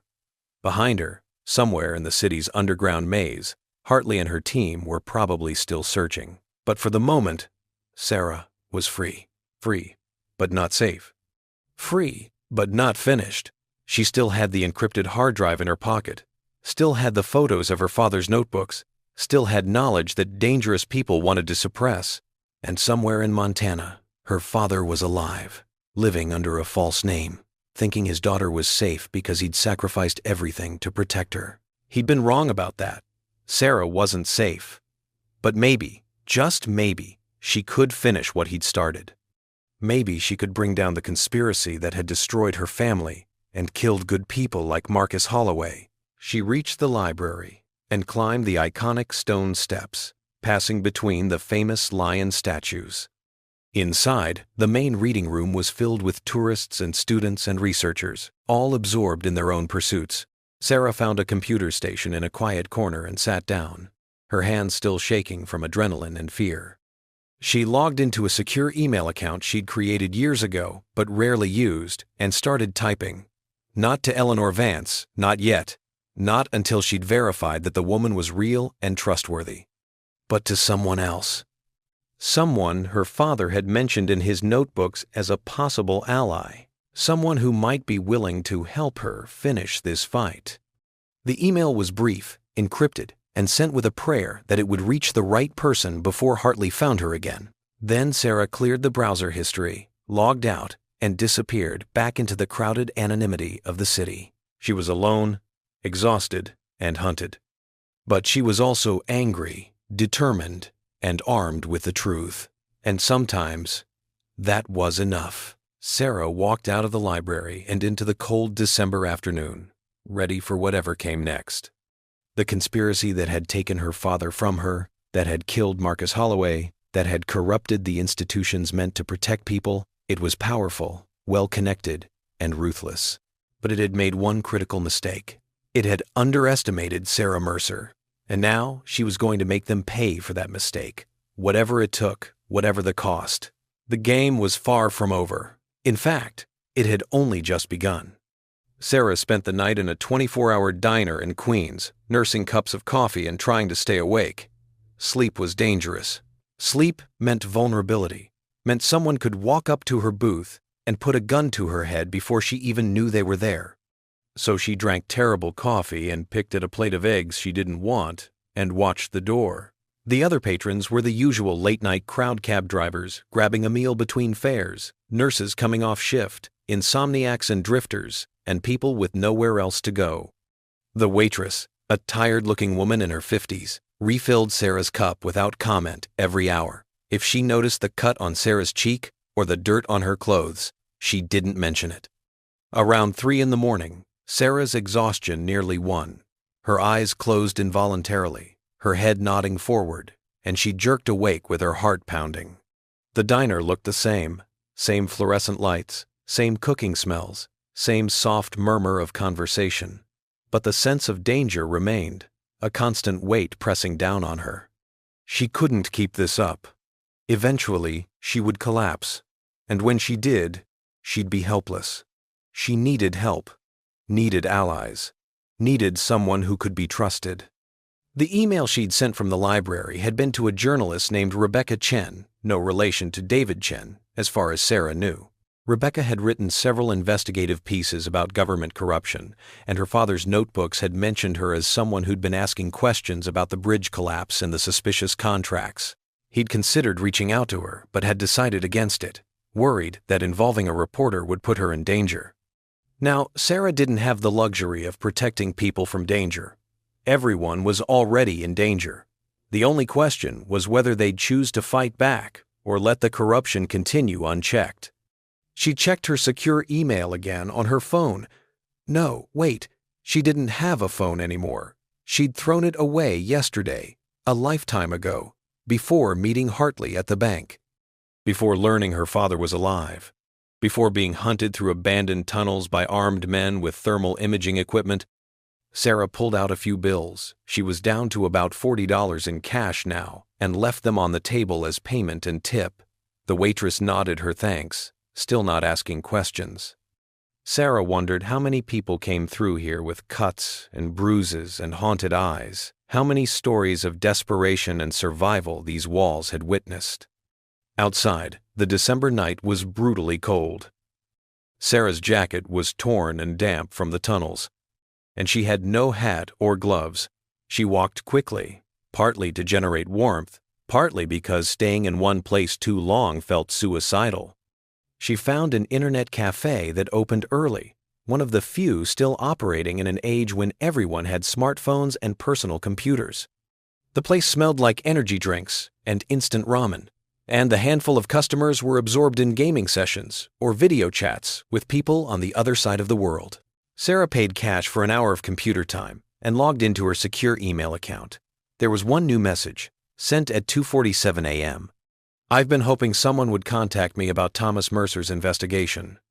Meet me at Washington Square Park, by the Arch, 8 a.m. today. Come alone.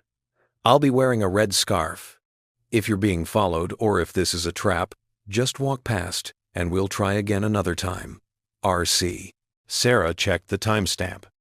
The message had been sent just over an hour ago, which meant Rebecca Chen had been awake in the middle of the night, presumably watching for a response to whatever feelers she'd put out about the Mercer investigation. That level of dedication was either very good news or very bad news. It was currently 4:23 a.m., which gave Sarah less than 4 hours before the meeting. 4 hours to find somewhere to clean up, to check her appearance, to make sure she didn't look like someone who'd spent the night fleeing through subway tunnels and hiding in diners. She logged out and left the cafe, walking aimlessly, while she thought Washington Square Park was in Greenwich Village, about a 40-minute walk from where she was now. The park would be relatively safe during daylight hours, lots of people, lots of witnesses. If Rebecca Chen was legitimate, meeting in a public place made sense. If she was compromised, meeting in a public place still made sense, because witnesses cut both ways. Sarah found a 24-hour gym and used most of her remaining cash to buy a day pass. The clerk looked at her with mild concern. Sarah could only imagine what she looked like after her underground ordeal, but accepted the money without comment. The gym was mostly empty at this hour, just a few dedicated early risers on treadmills and weight machines. In the locker room, Sarah assessed the damage in a mirror. The cut on her cheek was shallow, but visible, a thin line of dried blood. Her clothes were filthy, her hair was a tangled mess, and there were dark circles under her eyes that made her look 10 years older. She looked, in short, like exactly what she was, a woman on the run, desperate and dangerous. She showered in one of the private stalls, washing away the grime and fierce sweat and traces of her flight through the tunnels. The hot water felt like a luxury beyond measure, and she had to force herself to keep the shower short. Every minute she spent here was a minute she wasn't watching for threats. Her clothes were ruined, but there was a lost and found box in the corner of the locker room. Sarah felt a pang of guilt as she rifled through it, looking for anything that might fit. She found a Columbia University sweatshirt that was too large but clean, and a pair of yoga pants that were almost the right size. Not ideal, but better than the torn and dirty clothes she'd been wearing. She dried her hair as best she could, used a borrowed comb to work out the tangles, and applied some liquid bandage from a first aid kit to the cut on her cheek. When she was finished, she looked almost normal. Tired and stressed, yes, but not like a fugitive. More like a graduate student pulling an all-nighter before finals. Sarah left the gym and walked toward Greenwich Village. The city was starting to wake up around her delivery trucks making their rounds. Early commuters heading for subway stations. Coffee shops turning on their lights. By the time she reached Washington Square Park, it was 7:45 a.m., and the park was already populated with dog walkers, joggers, and homeless people waking up on benches. The arch stood at the north entrance, a grand marble structure that had witnessed over a century of New York history. Sarah positioned herself near a hot dog cart, close enough to observe the arch, but far enough away to retreat if necessary. She bought a coffee from the cart vendor, her last $5 gone, and waited. At exactly 8 a.m., a woman approached the arch from the east side of the park. She was in her early 40s, Asian, with shoulder-length black hair and a bright red scarf wrapped around her neck. She carried a leather messenger bag and walked with the confident stride of someone who belonged exactly where she was. Rebecca Chen. It had to be. Sarah watched for another minute, scanning the park for anyone who might be surveillance, anyone who seemed too interested in the woman by the arch. She saw nothing obvious, but that didn't mean much. Professional surveillance was designed to be invisible. Finally, Sarah approached. Rebecca saw her coming and gave a small nod of recognition, though they'd never met. Sarah wondered what she'd been told, what description she'd been given that made her so certain of Sarah's identity. Sarah Mercer? Rebecca's voice was quiet, professional. Yes. You're Rebecca Chen? I am. Let's walk. They moved away from the arch, following one of the park's winding paths.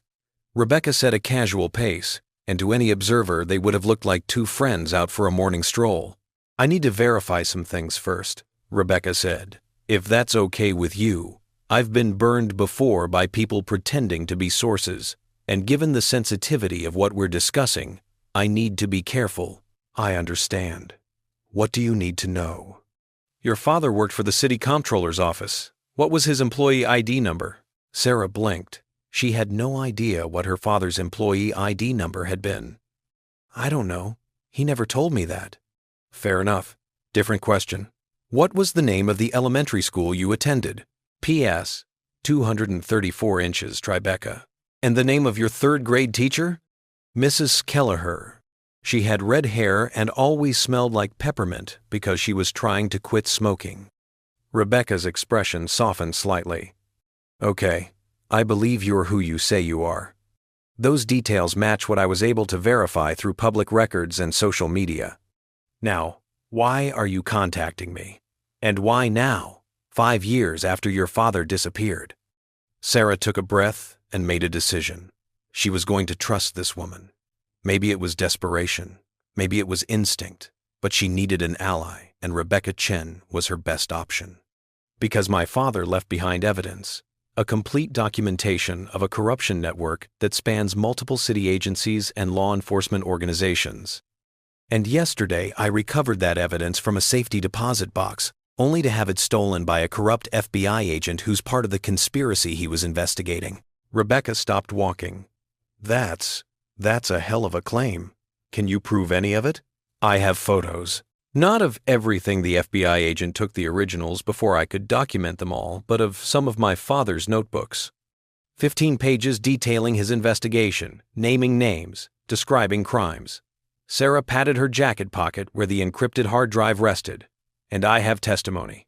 I know things about this conspiracy that I can corroborate with evidence. What kind of things?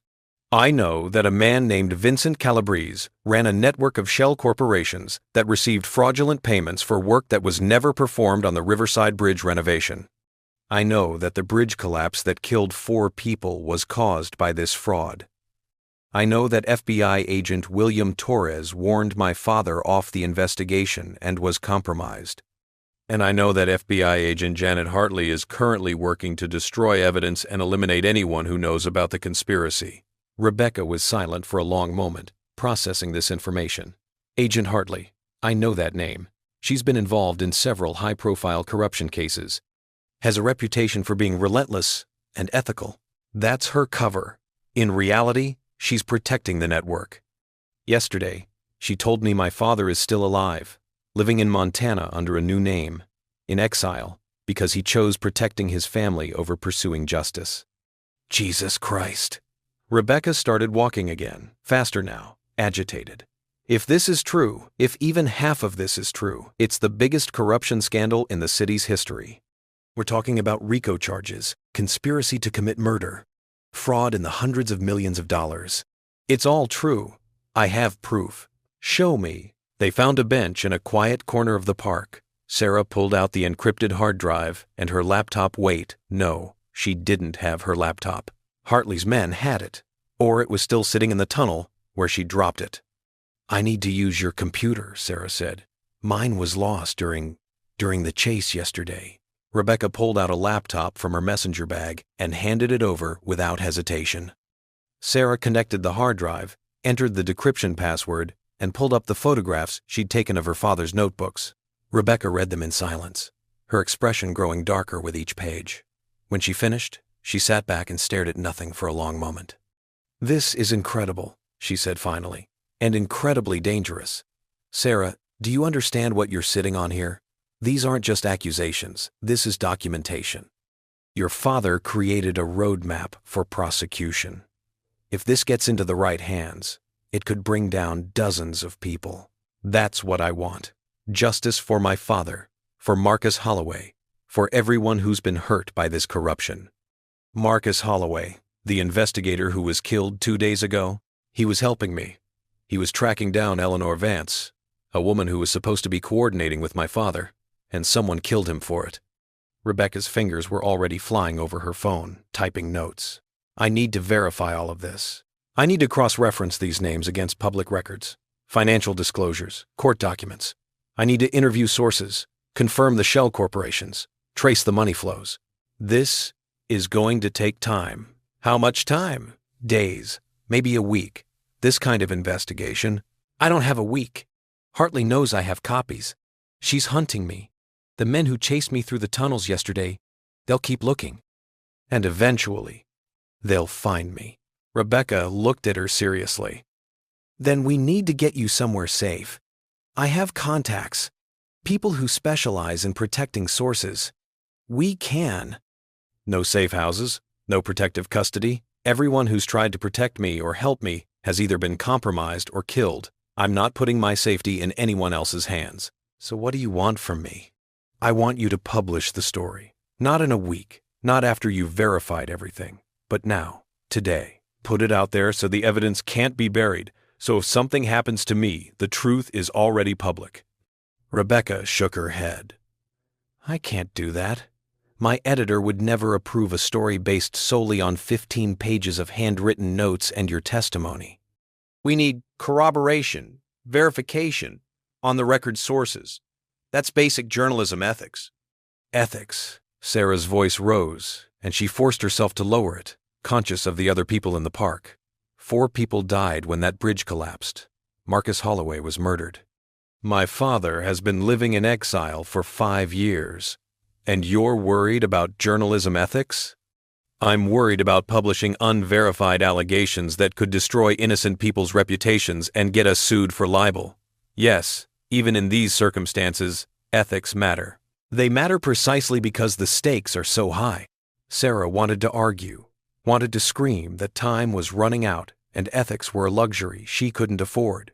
But she could see the determination in Rebecca's face, the conviction that made her unwilling to compromise her principles even when it would be easier. It was, Sarah realized, the same quality her father had possessed, the same stubborn integrity that had led him to investigate corruption even when it destroyed his life. Maybe that's why he'd considered reaching out to this journalist. Maybe he'd recognized a kindred spirit. How long? Sarah asked quietly. How long do you need to verify enough of this to publish? 48 hours. If I work around the clock, if I call in every favor I have, I can confirm the shell corporations and the fraudulent contracts within 48 hours. That's enough for a preliminary story that establishes the basic framework of the conspiracy. Then we can expand from there as I verify more details. 48 hours? And what do I do during those 48 hours while Hartley's people are hunting me? You stay off the grid. No hotels, no credit cards, no contact with anyone you know. You move constantly, stay in public places during the day, and find somewhere different to sleep each night. Can you do that? Sarah thought about it. 48 hours of running, hiding, living like a fugitive. It seemed impossible. But then, everything that had happened in the last 48 hours had seemed impossible before she'd done it. I can do it, she said. But I need something from you in return. What? Information. The FBI agent who betrayed my father, William Torres. Is he still active? Still in the bureau? Rebecca pulled out her phone and typed rapidly. According to the FBI's public directory, yes. Special Agent William Torres, assigned to the New York field office, specializing in organized crime. Why? Because if Hartley is compromised, Torres is definitely compromised.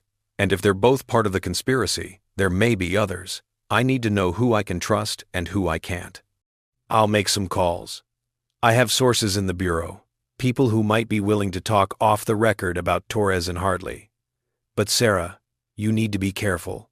If you try to confront these people, if you try to take them on yourself, I won't. I'm not stupid. I just need to know who the enemy is, so I don't walk into another trap. Rebecca nodded slowly. All right, here's what we'll do. I'll start working on verification and contacting my sources. You'll stay mobile and stay safe. We'll communicate through secure email only. I'll send you an encryption key and we'll meet again in 48 hours to review what I've found.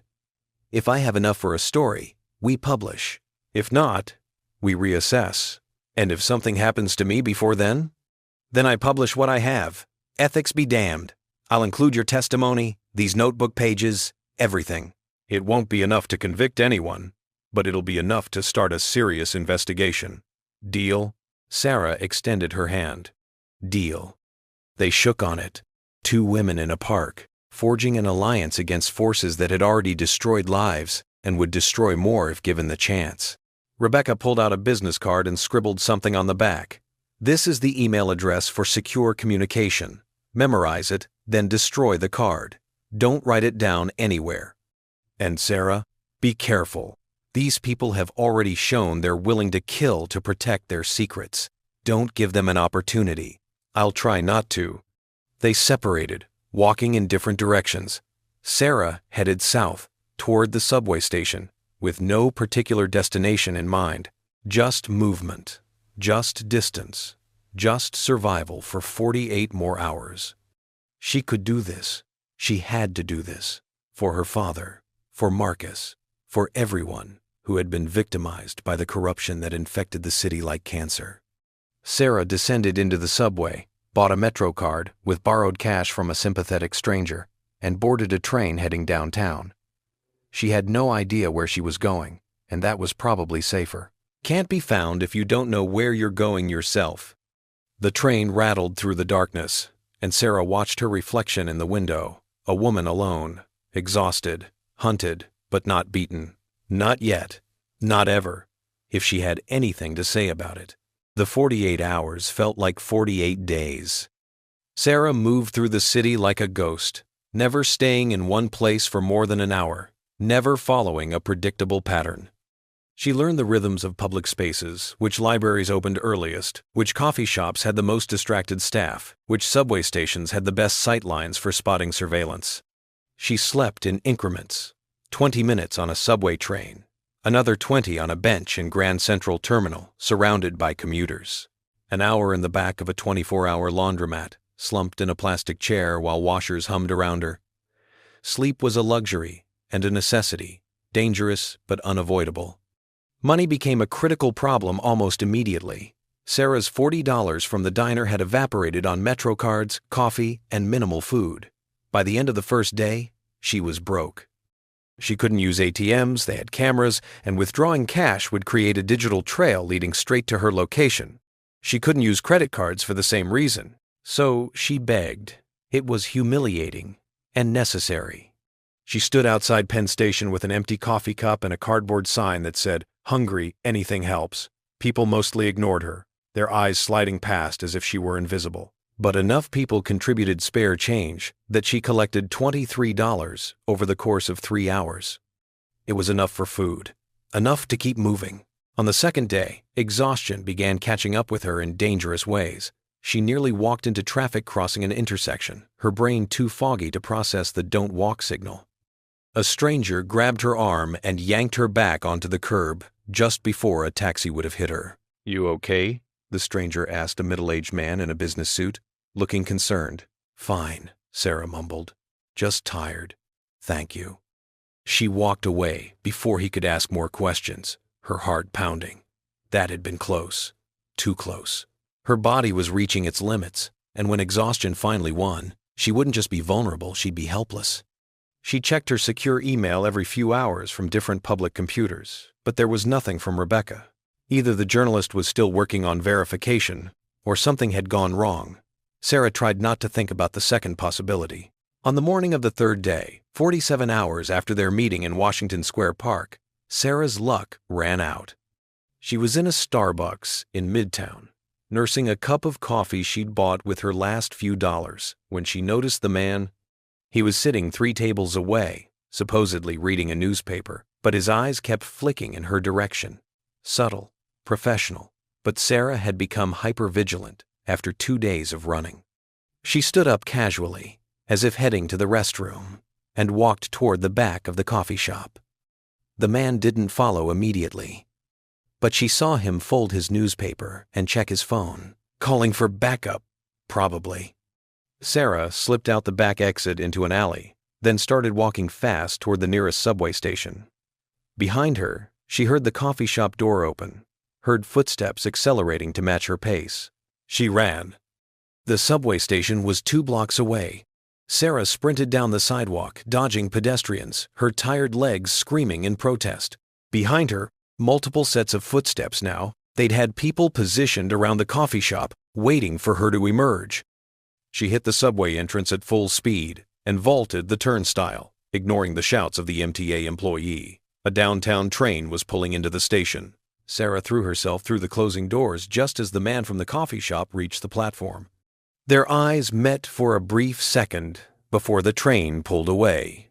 The man was speaking urgently into his phone, and Sarah knew what he was saying. "She's on the downtown 6 train. Have people waiting at the next station." Sarah looked at the subway map posted above the doors. Next stop was 42nd Street Grand Central. It would be crawling with people, easy to disappear into the crowds, but also easy for them to position a perimeter and trap her. She had to get off before Grand Central. Sarah moved through the train cars, pushing through the crowded morning commute, until she reached the front car.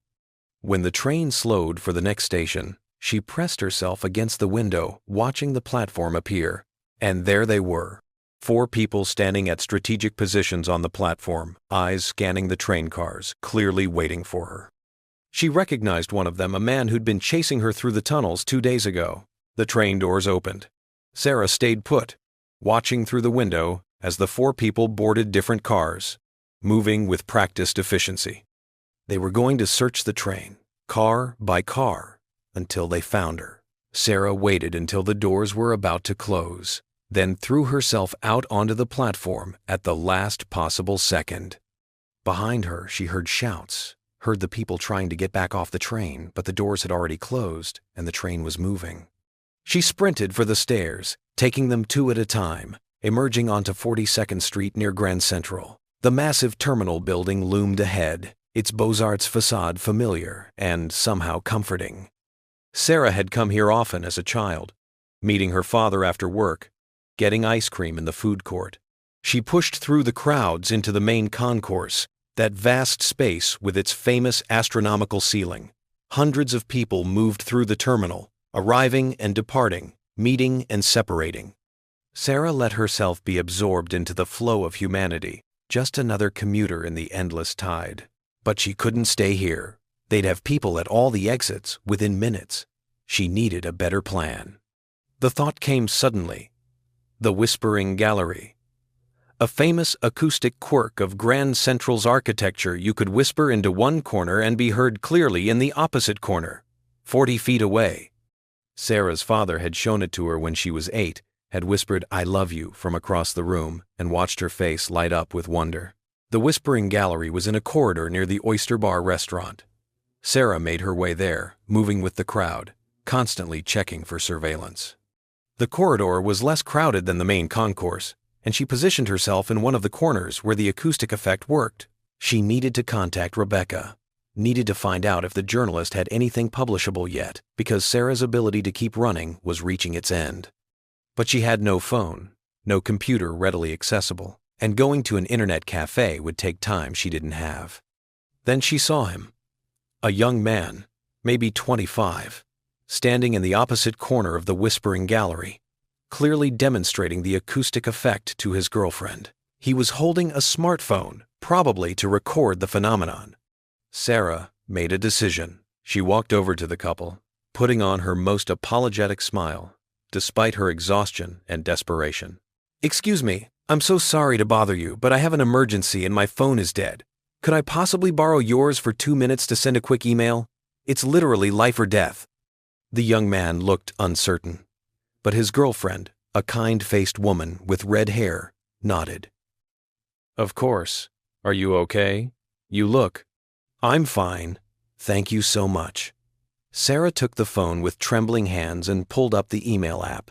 She typed in Rebecca's secure email address from memory and composed a message.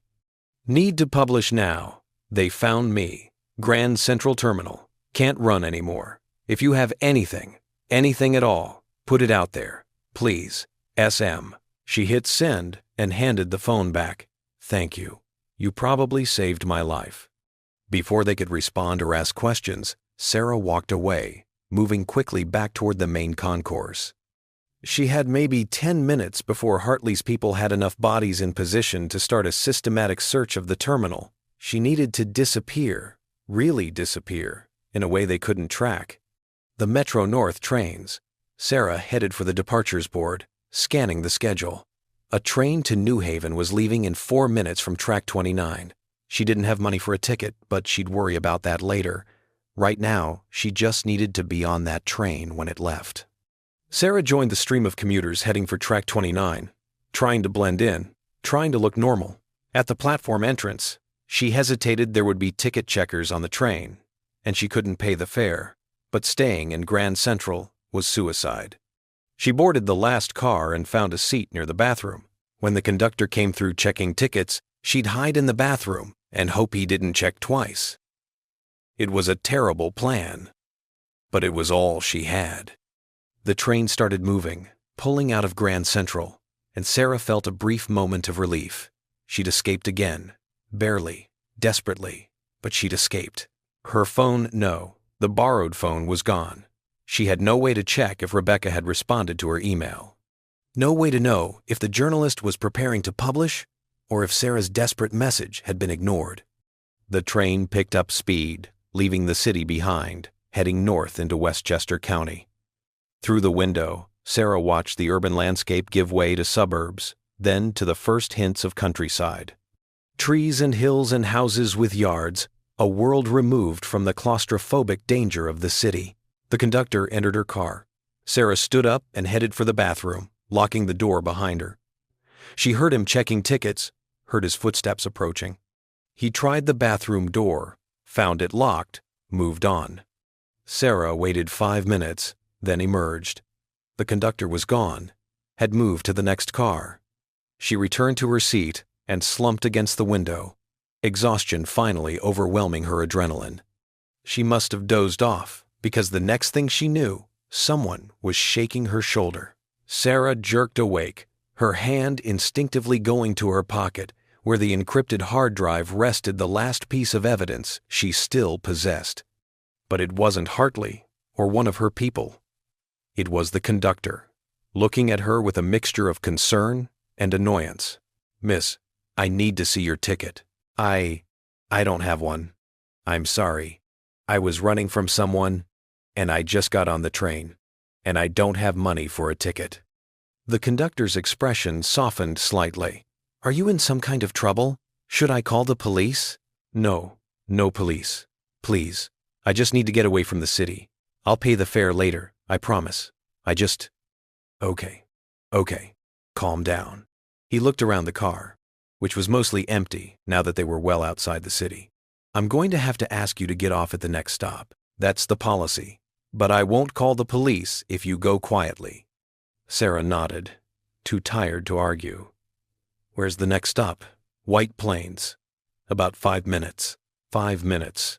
Then she'd be in White Plains, a suburban city she'd never visited, with no money, no phone, no resources. But she'd also be out of Manhattan, away from the concentrated search that Hartley was probably conducting. Maybe that was enough. The train pulled into White Plains Station. Sarah thanked the conductor and stepped off onto the platform. It was early afternoon, and the station was quiet, just a few people waiting for trains, a couple of taxis in the parking lot.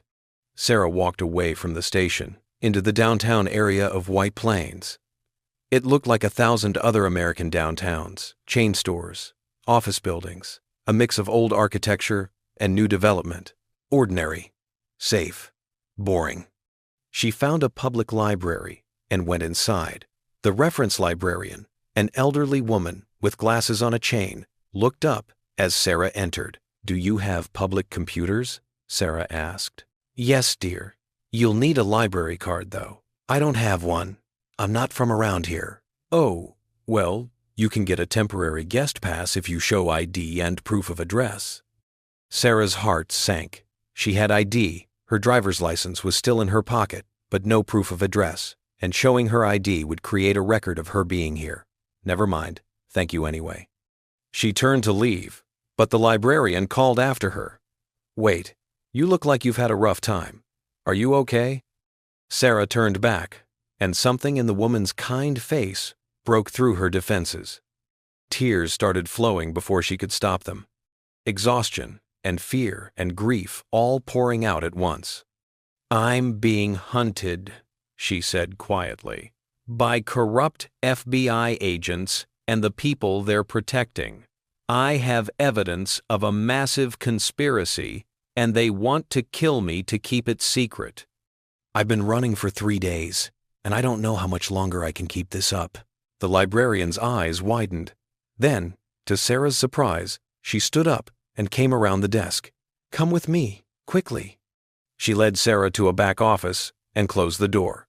"My name is Margaret Williams, and I believe you, because 15 years ago, I helped someone else in a similar situation.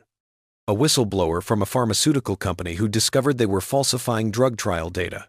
She came to this library desperate and terrified, and I helped her get her evidence to the media. What happened to her? She testified. The company was prosecuted.